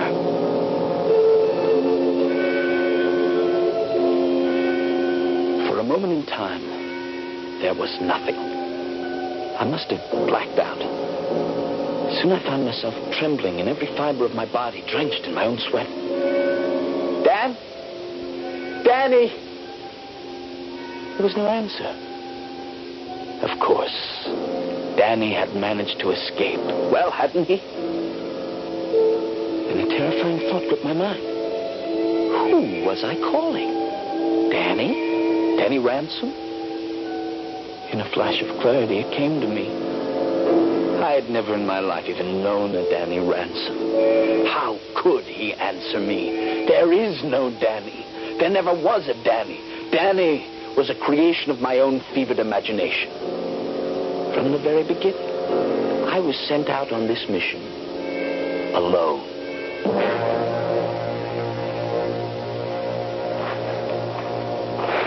Detail, halt! Men, we've now spent 2 whole days in search of Private Searing. We've not been able to find a single trace of him. I'm here, Captain. Right here. Practically under your nose. Having done everything within our power to find him or his body with no success, I feel that we would be justified in calling off the search. You can't do that. I'll die if you leave me, and you're so close. We'll return to quarters. Forward! Hup! Dad! Danny! No. I'd forgotten. There's no Danny. But if he had never existed, at least Marion did. My wife was no invention. If I could only be with her, this whole nightmare would go away. Who are you? Marion, it's me, Jerry. I've come home from the war. You've changed so? I didn't recognize you. Is the war ended? For me, it is. Why have you come here? This is my home. You're my wife. Why have you come? Take me back, Marion. Let me come home. I cannot. Too many things have changed. You'll have to excuse me now. It's begun to rain. Don't leave me. I have so many things to do. Please don't try to stop me. I'm due somewhere. Somewhere very important. Where do you have to go? This bouquet of flowers. Very important. Goodbye, Jerome. I'm going to go with you, wherever it is. If you like, Jerome. If you like. Where are we, Marion? Don't you recognize the place? It's the old burial ground, next to the church. Would you like to stand under my umbrella? The rain is coming down harder. No, I'm fine the way I am. In recognition of his devotion to his country, above and beyond the call of duty. What's he doing here? He's no reason to... Shh, quiet, Jerome. The captain is speaking. It is my honor and privilege on this solemn occasion to bestow upon his widow, Marion, his country's acknowledgement of its gratitude in the form of this Medal of Honor, awarded posthumously. Mrs. Searing, will you kindly step forward? Stop, Marion. Stop what you're doing. All of you. There's been a mistake. A huge mistake. I was alone again, buried in the rubble. Alone, except maybe for the rats. The fingers of my torn hand reach out for the strip of wood I had discovered. But somewhere the piece of wood met some kind of an obstruction. I was not able to touch the trigger. The black mouth of that rifle is still growing sharper and sharper.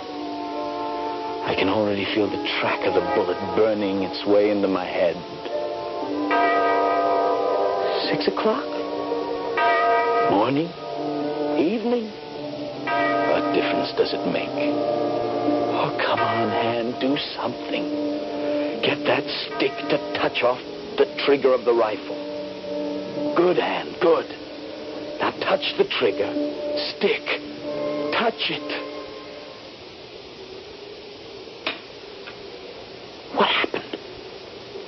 I set the trigger off, but there's been no shot. No! No! No!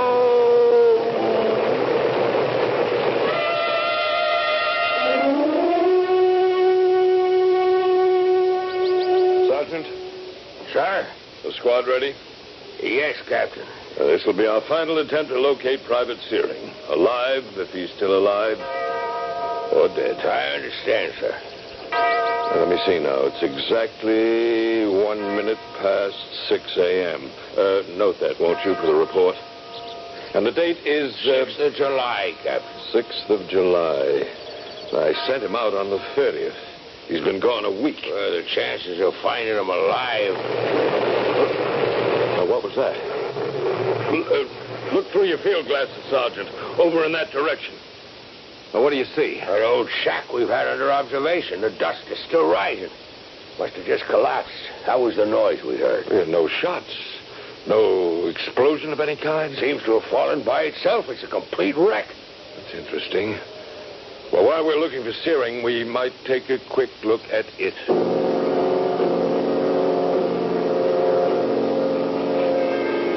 Sergeant. Sergeant, will you come here, please? Look there. Is that him? I almost didn't recognize him. He's so covered with dust. I've seen a good many dead men. None ever with a face of that color. The cheeks have fallen in. The temples are sunken. Look at the mouth. The upper lip pulled back, showing his clenched teeth. Here, give me a hand here. Let's try to get him out. Here we go. Yeah, that was easier than I thought it would be. The body outside of the right hand seems to be in excellent shape. No bones appear to be broken. Help me turn him over. Yep. Not a sign of any kind of a gun wound any place on the body. Do you see any? No, sir, none at all. Well, there's his rifle. May I have it, please? Thank you. It's strange. What's that, Captain? There's no shell in the chamber of the rifle. Not even a spent one. Searing's gun was not loaded. That's peculiar. Very strange. Such a good soldier. What would you suppose was the cause of death? It's hard to say. Maybe simple starvation or thirst, or a combination of both. After all, he's been dead a week. What time do you have, Sergeant? 6:18, sir. Remember that for the report. Yes, sir. And have your men carry the body back to camp. We'll give this soldier a burial befitting one of the bravest men our country will ever know.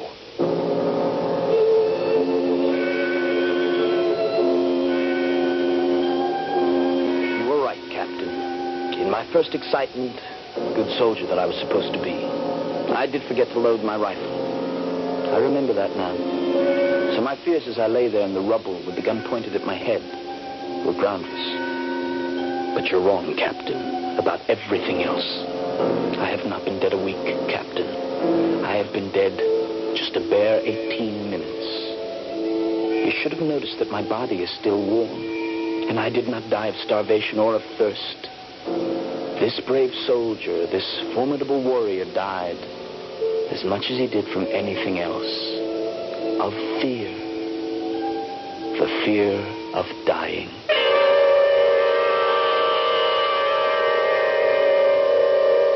We know that the feeling of love and the feeling of hatred are very often confused.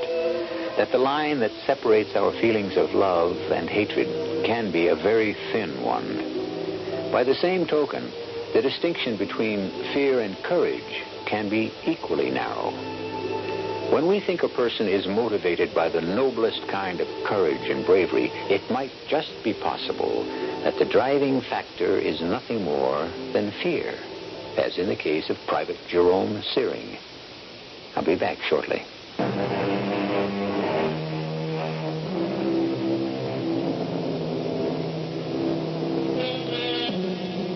An interesting footnote.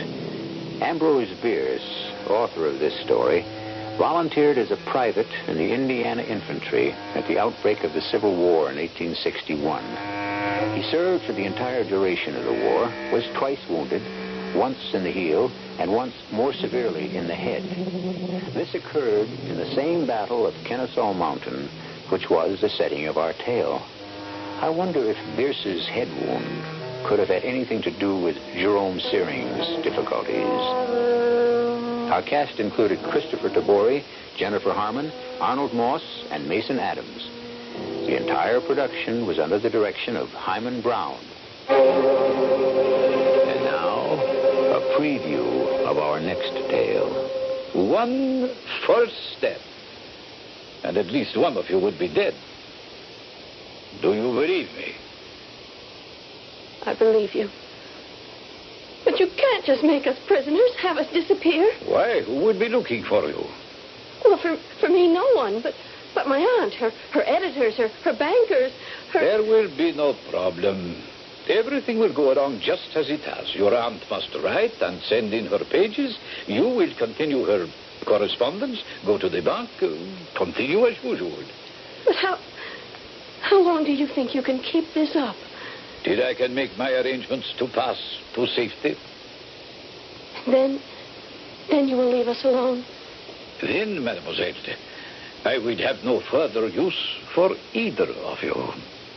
This is E.G. Marshall inviting you to return to our Mystery Theater for another adventure in the macabre. Until next time, pleasant dreams.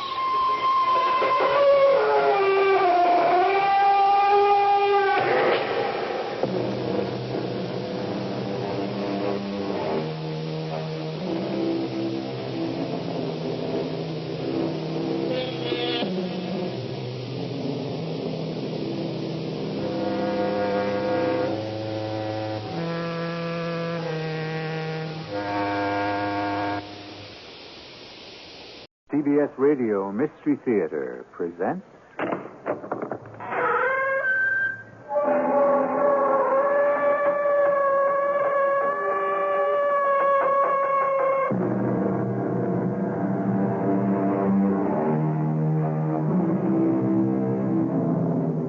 Come in. Welcome. I'm E.G. Marshall.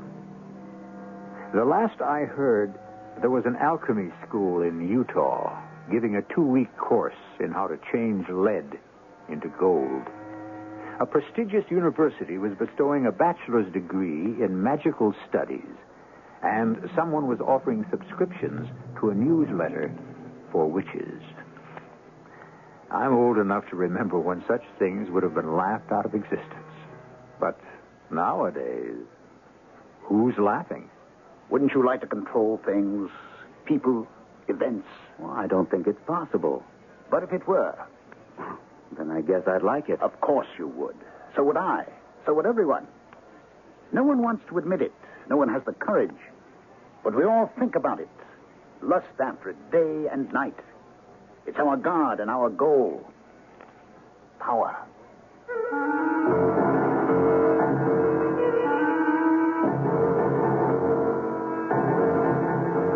Our mystery drama, Son of Satan, was written especially for the Mystery Theater by Elspeth Eric and stars Gordon Gould and Ralph Bell. It is sponsored in part by Buick Motor Division. I'll be back shortly with Act One.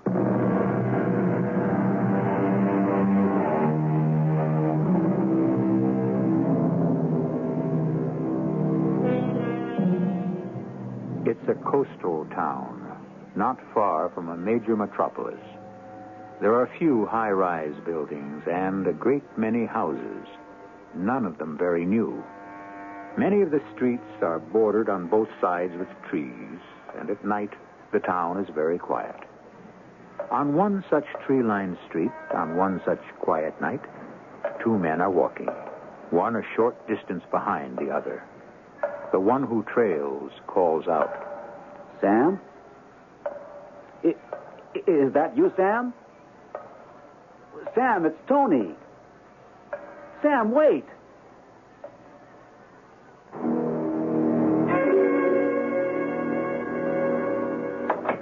I'm home. You home? I'm in the kitchen. Well, get yourself in here. I have to put something in the oven first. I've got something to tell you. In a minute. I'll make us a couple of drinks. Okay. You're going to need one. I am. Why? Well, get yourself in here and I'll tell you. Well, dinner will be ready in about half an hour. Here's your drink. Thank you. Sit down. Must I? You'd better. All right. I am seated. Guess who I saw tonight? Guess whom I saw tonight? Oh, don't quibble. A professor should mind his grammar, and when he's wrong, his wife should correct him. All right. Guess whom I saw tonight? Whom? Sam. Sam? That's right. You don't mean Sam Van Camp? The very same. Good Lord. I thought he was dead. I don't know why I thought he was dead. I just sort of pictured him dead. I know what you mean. We hadn't heard from him in, well, at least 5 years. Just seemed logical that he'd be dead. Well, for heaven's sake, where did you see him? On La Costa Street. On that nice old street with all the nice old houses. How is old Sam? I don't know. I didn't get to speak to him. Why not? Well, it was getting dark, and at first I wasn't sure it was him. It was he? Him. Then he went under a street light, and I was sure. So I called to him, but he kept right on going. Well, maybe he didn't know who you were. I said, Sam, it's Tony. He must have heard me. He can't still be mad at you, can he? After 5 years? Sam was never really in love with me anyway. He just thought he was. Actually, I'm not sure he even thought he was. He was just upset because we broke up our little menage at the beach house. He liked that little menage. Well, so did I. And so did you. Yeah. Swimming all day, surfing. Playing records all night, dancing. An occasional seance. It was fun. Then you and I grew up and Sam was left out. That's all it was. I wonder why he didn't stop when I called out to him. Oh, thinking about something else probably. You know how Sam always was. Yeah, slightly kooky. Slightly? All the same, that year at the beach was a good year. One of the best. I'd like to see the old dude again. Find out what he's been up to. Do you think he lives on La Costa? I think I saw him turn in at one of those old houses. Of course, it was getting dark. Well, he could have been visiting someone. Yeah. Why don't you drift over there sometime and find out? I think I will. Yes, I will.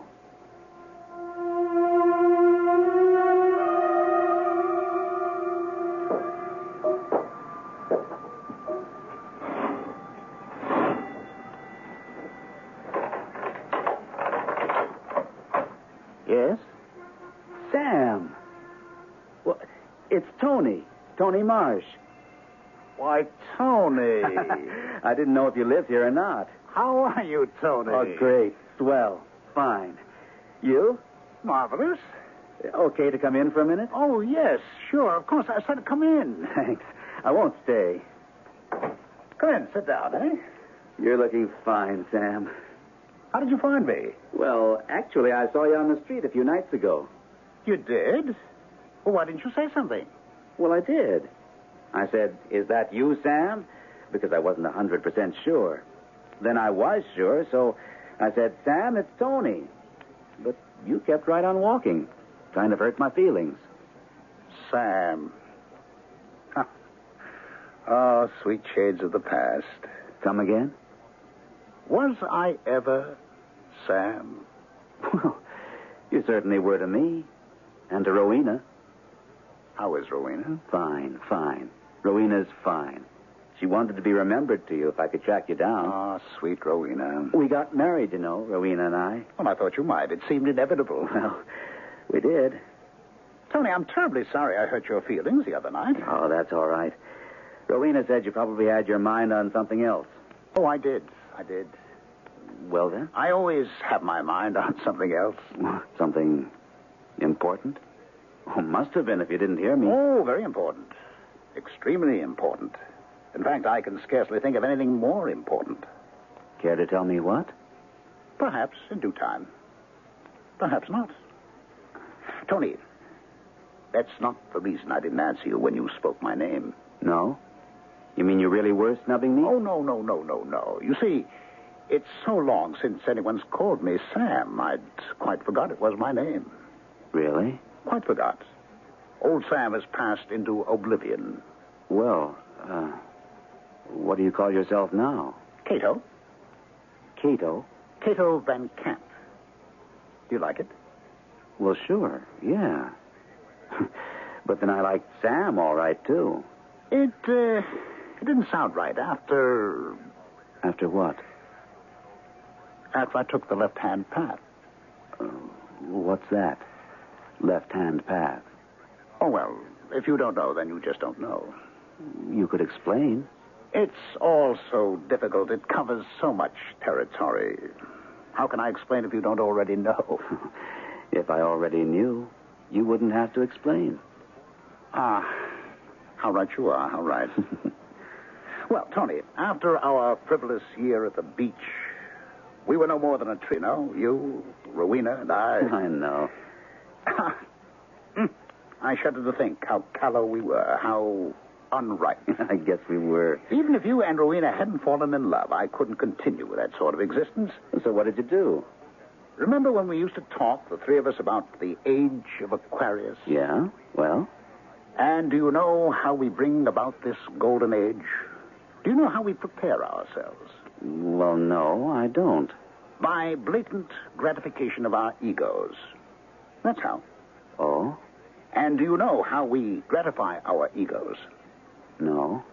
By surrendering ourselves to ourselves. Sam, I don't think Cato. Oh, excuse me, Cato. I don't think I dig this sort of thing. Frankly, I don't know what you're talking about. Look, my friend, what is it we all want? The best of us, the worst of us, the highest, the lowest, the richest, the poorest. What do we all want? Money, love, I don't know. Power. Sheer, unadulterated power. Am I right? I don't know, Sam. Cato. Oh, now come now. Of course you know. Wouldn't you like to control things? Well, things like what? Like anything, like everything. People, events, everything. I don't think that's possible. But if it were possible. Well, then I guess I'd like it. Of course you would. Of course. So would I. So would everyone. No one wants to admit it. Like myself, have the sublime courage to confess up to it. We crave it. We lust after it. We think about it day and night. We scheme. We study. It's our God, our solitary goal. Power. Sheer, unadulterated power. Just what do you want to do with all this power, Oh, what Cato? difference what we do with it. The thing is to have it. You see, it's the attitude of the alcoholic towards liquor. He has to have it. Has to know it's there. It's his. And after a while, he'll get around to drinking it, I suppose. But for the time being, it's enough to know it's his. Well, that's how we feel about power. Who's we? The sons of God. You never heard of us? I don't think so. Is it a religion? A religion, an art, and a science. I see. I guess I do. You don't really. Ah, poor Tony. You're one of the timid ones. You've probably never committed a sin in your whole life. Oh, I don't know about that. Have you known greed, lust, rage, overweening pride? I think I have. You think you have. If you only think you have, then you haven't. Have you given in to them? I guess mostly I try not to. You see? If you've never given in to them, you've never really felt them. If you've never given in to sexual desire. So, well, that. Well, enough about me. How is Rowena? Are you two happily married? Yes. Very happy, yes. Oh, that's sweet. You're not married? Oh, I haven't had time. She'd like to see you sometime. I'm sure she would. Well, we must get together. Maybe you'd come to dinner. Well, why not? Or you could come here. If you can spare the time. Oh, I think I can. My experiment only consumes the daytime hours. Your experiment? I've been working on it for almost a year now. Would you... I don't suppose you'd care to tell me what it is you're working on. Or is it a secret? Well, I don't see any reason why you shouldn't know. We're old friends. It's a homunculus. A what? Don't you know what a homunculus is? No. Should I? A homunculus, my dear old friend, is a small artificial man. Like a dwarf. A mannequin. but made by man. The creation of a homunculus is as old as alchemy. It's an ancient art. And this is what you're working on? Creating a homunculus? Of course. Only my homunculus will be possessed of magic powers. This little man, I think he will be no more than 2 feet tall, perhaps less. But he will have the power to rule the world, which is precisely what I intend. What is the mystique of power? Everyone likes to think he has some influence. I know I do.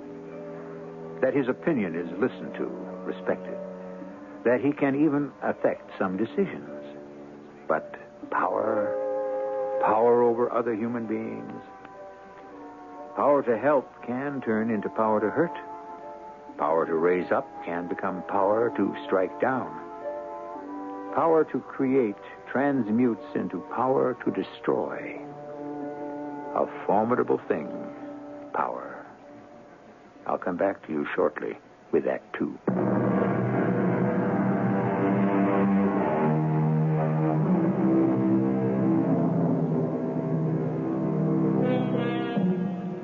Tony and Rowena Marsh have revived their old-time friendship with Sam Van Camp, or as he now calls himself, Cato Van Camp. Their friend from the past has become a member of an exclusive sect called the Sons of Satan, dedicated to the gratification of the ego, chiefly by allowing the ego full expression of its every desire. Cato himself is at work on a project he hopes will terminate in the creation of magic powers. As our second act begins, it is 1 year later. What a marvelous dinner, Rowena. I'm glad you liked it, Cato. Your cooking's changed since the old days of the beach house. Oh, I should hope so. What was that dish we used to eat? Made out of seaweed or something? Kelp. I rather liked it. Roast beef is better. Well, we've come a long way, haven't we? Tony, a professor now. I am a mother. And you, Cato, what would you call yourself? Prophet of the ego, perhaps. Oh, come on now. Moralist of the future. Oh, Cato, really? No, don't laugh. I'm warning you, don't laugh. Well, I wasn't exactly laughing. It's just that... I'm being pretentious. I'm going upstairs and see how the baby is. You two finish your coffee. Okay. Oh, there's some brandy someplace if you want it. Want some? I don't think so. Actually, I disapprove of alcohol. One day we'll have a totally controlled society that will protect us all against drugs, and alcohol will be at the top of the list where it belongs. Drugs are false helpers, treacherous. You never use them? Oh, a pinch of hemlock now and then. Hemlock? Well, that's what they used to kill Socrates, isn't it? I don't take that much, needless to say. In small doses, it's a mind bender, but I don't rely on it. It's too dangerous, like nightshades. I used to raise it in my garden, but I don't anymore. I'm glad to hear that. How's your kindly refrain from calling it a thing? Okay. You're a little man with the magic powers. I'm waiting for a shipment of cordite. They're late with it, and it's holding me up. But your prospects look good, do they? For giving birth? Just what do you mean by that? I mean, one day soon you'll have your homunculus. You have your baby. My what? Your baby. That's what you want, isn't it? Are you crazy or something? I looked up homunculus in the dictionary. It means a little man, as mannequin. I told you that. First time you came to see me, I told you that. Yes, but it also means fetus. Fetus? That's what the dictionary says. You have your baby. Rowena's had hers. Now it's your turn. That's not excruciatingly funny, in case you thought it was. I guess not. By the way, have we ever thanked you for being so kind and thoughtful? All during the pregnancy and ever since. Rowena appreciated it. Oh, but I adore Rowena. And you've been wonderful with the baby. Not just all the presents, sitting with him and all that. But I worship the baby. Sometimes you forget to tell people things, you know. I just wanted to say that I'm glad we all got together again. We should never have been apart. Yeah. Well, those things happen, unfortunately. Oh, look, I ought to be getting on home. It's early. Yes. Well, if you must, you must. I'm sorry to eat and run. No, that's all right. I'll see you soon. My house next time. You bet. Night, Rowena. You leaving? I have to. Lovely evening. Many thanks. You're welcome. Anytime.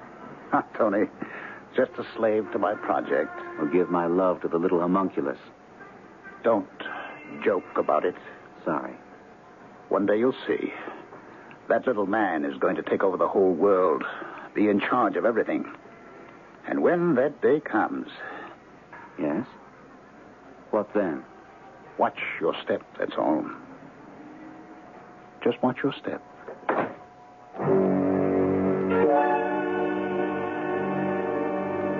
Ed? I don't much feel like it, and that's the truth. I had to get my own breakfast. Big deal. Oh, you sick? I don't know. I'm not well, I don't think. Hold everything. I'll take your temperature. Cato have a good time last night? Yeah, I think so.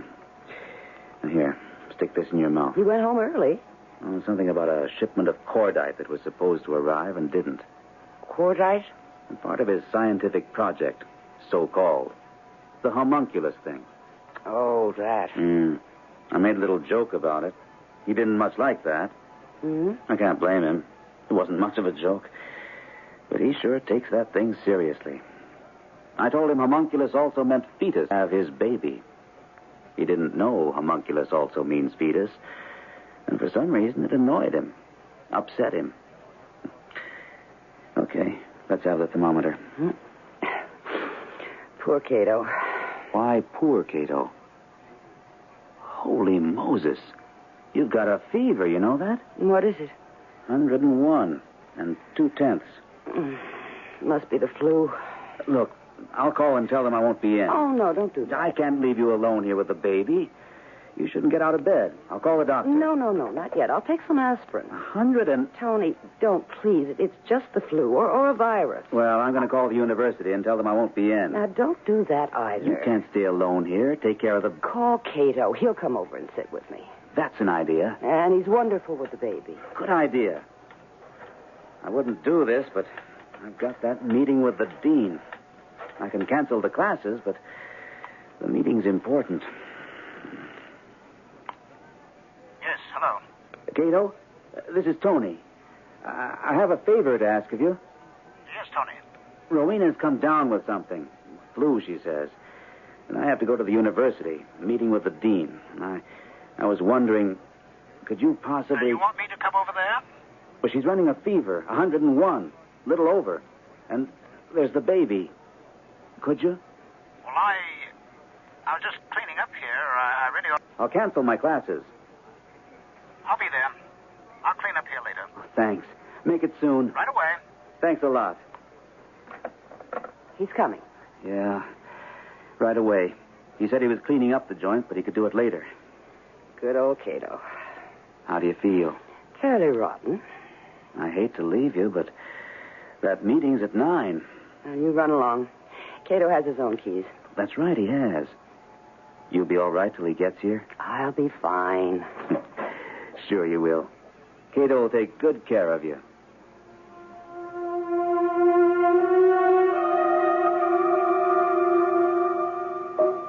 Rowena? That you, Cato? Yes, love.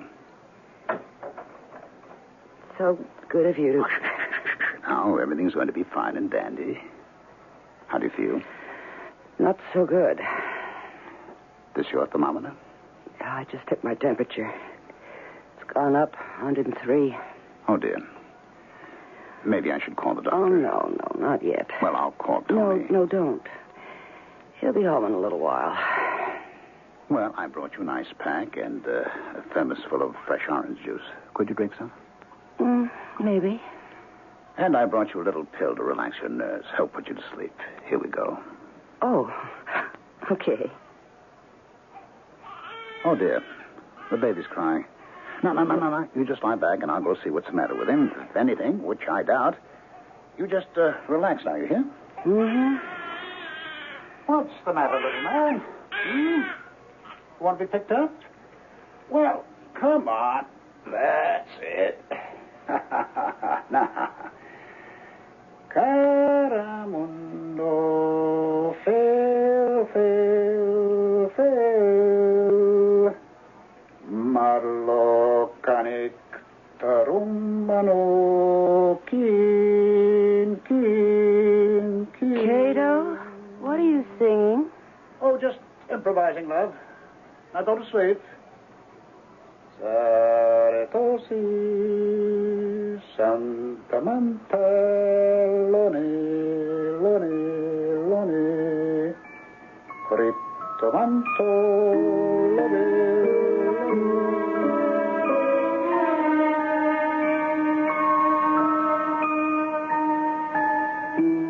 Cato? Cato, are you there? You want something, Rowena? How long have I been asleep?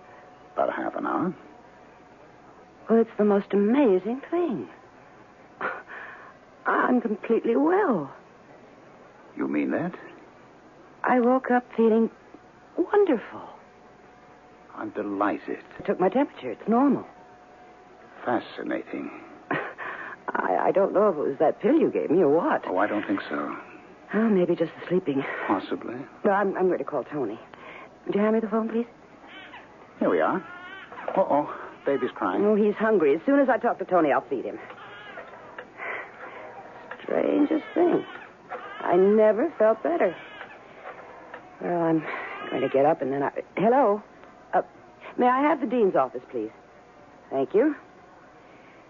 Was the baby any trouble, Cato? No. I picked him up. Yes, is Mr. Marsh there? This is his wife calling. Thank you. I'm glad the baby didn't act up. He does sometimes. No? Me? It's me. Guess what? I'm well. Absolutely. Well, Cato came over and brought me an ice pack and some orange juice and a little pill.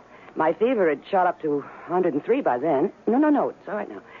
I went to sleep for half an hour, and when I woke up, I was well. Yes, I took my temperature. It's normal. I feel great. So, honey, you don't have to come home. As soon as I hang up the phone, I'm going to get up. Cato can go home and tend to his cleaning or whatever, and... Well, if you've already canceled your classes. Of course I want to hear what the dean said. Okay, I'll see you. Well, whenever you get here. But I don't want you to worry because I'm fine. I'm halfway out of bed right now. Okay, see you. I'm getting out of bed. Tony will be home pretty soon, so you don't have to worry about me. You can go home. Cato, you hear me? You are in the baby's room, aren't you? Cato? Why, I thought you were in here. Where did you go? Oh, good Lord. Oh, no. Oh, no. No!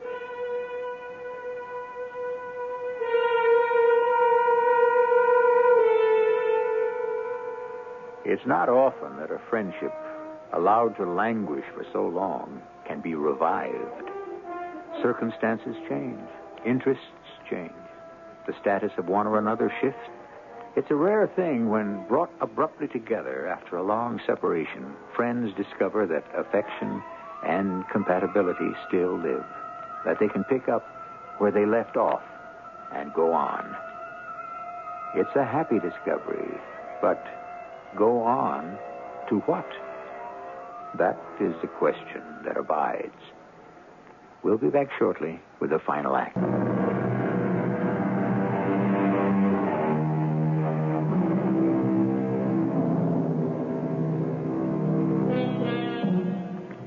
Reunited in friendship after a 5-year separation, Tony and Rowena Marsh are enjoying the company of Cato Van Camp. While Tony teaches at the university and Rowena becomes a mother, Cato works earnestly at producing chemically a homunculus, a tiny man with magic powers. When Rowena falls ill with an alarmingly high fever so that Tony can keep an appointment. Now Rowena has awakened from a short sleep to find her temperature normal and her health restored. But when she searches for Cato in the baby's room... Cato? I thought you were in here. Where did you... Good Lord. Oh, no. Oh, no, no!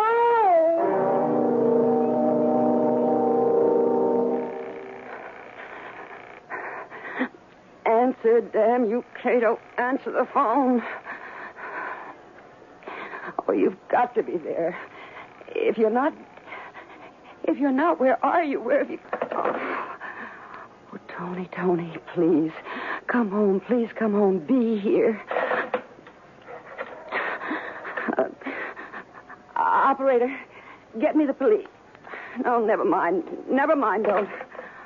Oh, Tony, you said you were coming home. I need you. Tony, is that you? Oh, Tony. Hey, what's this? The baby's gone. What are we going to do? Now, wait a second. Calm down. The baby's what? He's gone, disappeared, vanished. He couldn't. Cato took him. Oh, I don't... Are you sure? Now, wait now. The baby is gone, and Cato is gone. I have looked all over this house 4 times. They are both... When I talked to you, you said you felt wonderful. I did. Cato came over and gave me a pill and some orange juice, and I went to sleep. But by that time, my fever was way up, but I told you all that on the phone. Well, where was Cato when you called me? He was in the baby's room. The baby had cried. I knew he was hungry, and I felt so good by then that I said I'd get up and feed him as soon as I talked to you. So after I hung up the phone, I got out of bed and went into the baby's room, and it was empty. The crib was empty, and Cato wasn't there. It's all crazy. Did you call Cato at home? Well, what do you think? I've called him 6 times, but nobody answers. I was half out of my mind, and I started to call the police, but then I thought I'd wait till you got here. Yeah. What are we going to do? Well, I don't like to call the police right away. Cato has my child. Anything? We've been seeing him for a year. He's never done anything. How do we know what he does when he's not with us? Working on those insane experiments, practicing that nutty religion, Satanism, isn't that what you call it? Yes, but that doesn't mean... Well, it's not what you're thinking. I mean, they don't believe in murder. It's nothing like that, really. Believe me. You don't know. You've never met any of those sons of Satan except Cato. But he's been so good to us. He's been very sweet, a good friend. Tony, call the police. Tell them to go to Cato's house and arrest him for kidnapping. We don't know for sure. I want my baby back before that crazy monster kills him. Look, before we call the police, let me go over to Cato's house. He is not there. I told you he doesn't answer the phone. Maybe he's down in the basement in his laboratory. The baby. Then the baby must be in his house.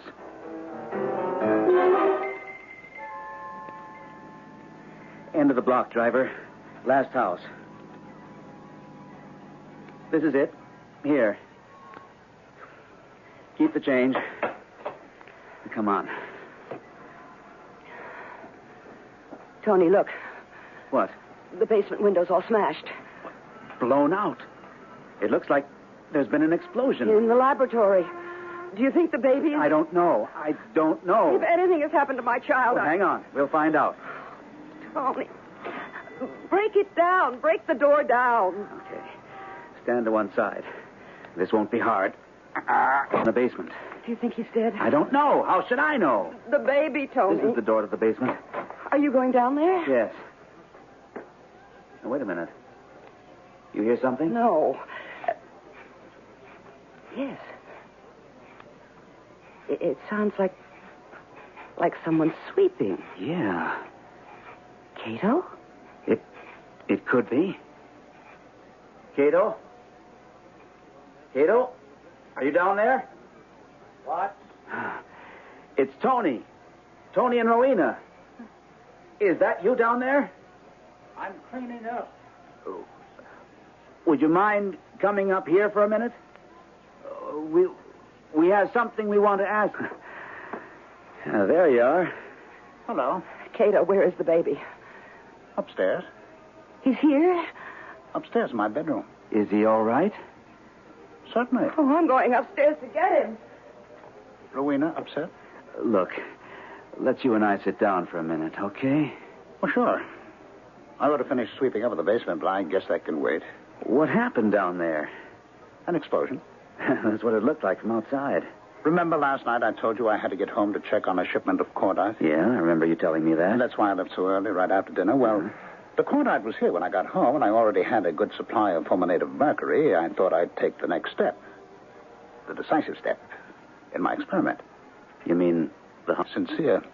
I know you are. A little man who can rule us all with magic. It's a beautiful concept, don't you think? What happened when you got home? Well, I still don't know what I did wrong. Perhaps I was tired, or perhaps all my calculations had been in error from the very start.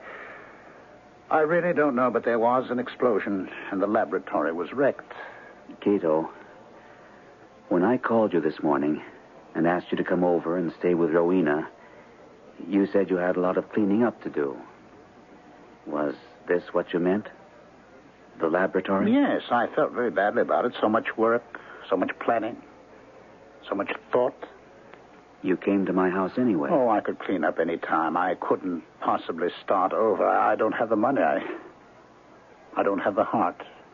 You know? So, you came to my house, and then what? Well, Rowena was very, very sick. You shouldn't have left her, Tony, or the baby. I know. I took Rowena an ice pack and some orange juice and a little tranquilizer, and she went to sleep. I sang to the baby, and he went to sleep. And when Rowena woke up, she was well. The fever had disappeared. I know. She called me, told me. Well, while she was talking to you, it dawned on me. The baby had done it. The baby had made Rowena well. Homunculus, you see? Cato, that was wrong. Wrong? The baby belongs to us. I can't keep it? No. Not even for a little while? No. Oh, well. I suppose somewhere there's another tiny little man with magic powers. I just have to find him. Have you given up your idea about the homunculus? Well, not completely. Someday, if I can find some money, if I have the heart for it, perhaps someday. I'm really sorry you can't. You would. And I'd have taught him magic. And one day, who knows? He might have ruled the world. Cato. Are you ready to go home, Tony?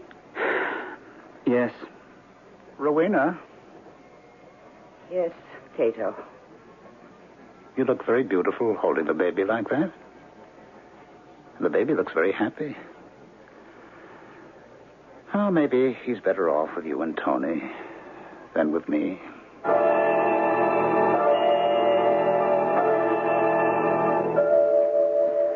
I wonder what Cato's doing now, alone in that house, with the ruins of his experiment. No, I couldn't care less.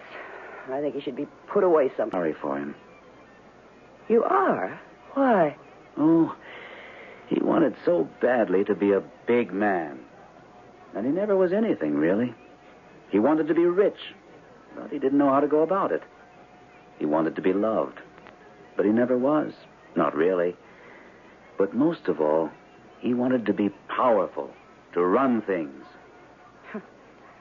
What's the point of being powerful and running things? I'd rather be happy. Yes, but it's very important to some people to have power. But Cato didn't want to get it the ordinary way. And he didn't want the ordinary kind of power. He wanted it to be magical. You know, he took the baby because once he taught him magic. Oh, what nonsense. I got well because I... Yes. Why did you? Why did you get well so suddenly the way you did? Well, I slept. That wasn't enough. That pill? That was just a simple tranquilizer. I got well because I had to. For the baby's sake. Yes. While I was sleeping, I realized that the baby was in the next room with Cato and that he wasn't safe there. That I must... That's what happened. And you don't call that magic? No. It's mother love, that's all. That's all? Very powerful magic. You know what Cato said to me about power that first day when I went to see him? I asked him what he would do with it if he had it. What would he do with it? I don't think he had any idea what he'd do with it. He said it didn't make any difference. The thing was to have it. He said it was the way an alcoholic feels about liquor. He has to know it's there. It's his. And that's how Cato feels about power. It's crazy. He said if he could keep our baby for a year in this room. That's it. That's it. What? A baby's the only one who rules the world. His world. His little immediate world. That's what's wrong with Cato. Of course. What? He wants to be a baby again. He wants the power back that he had when he was a baby. Anytime he opened his mouth and yelled, somebody put something in it. He didn't have to work for it. He didn't have to deserve it. No, it all came to him by magic. The magical power of a baby. Oh, of course. It's all very clear. The only person with power, the only person with magic, is the baby.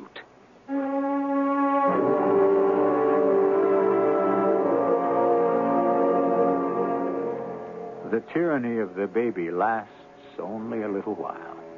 All too soon, the little king is asked to give up his absolute power. With smiles or threats or tears, we coax or frighten or blackmail him into becoming tame and civilized. No wonder he rebels. No wonder he can never desert completely the world where his cry was law.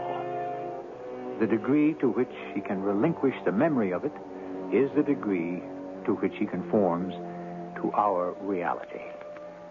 I'll be back shortly.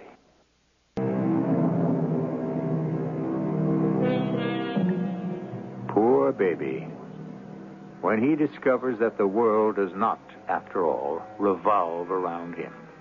When for months it had seemed that it did. Now begins the laborious process of finding a place in that world, a place of warmth and welcome. He needs love. He needs money. Above all, he needs self-respect. Without these things, he will not find his proper place in the world.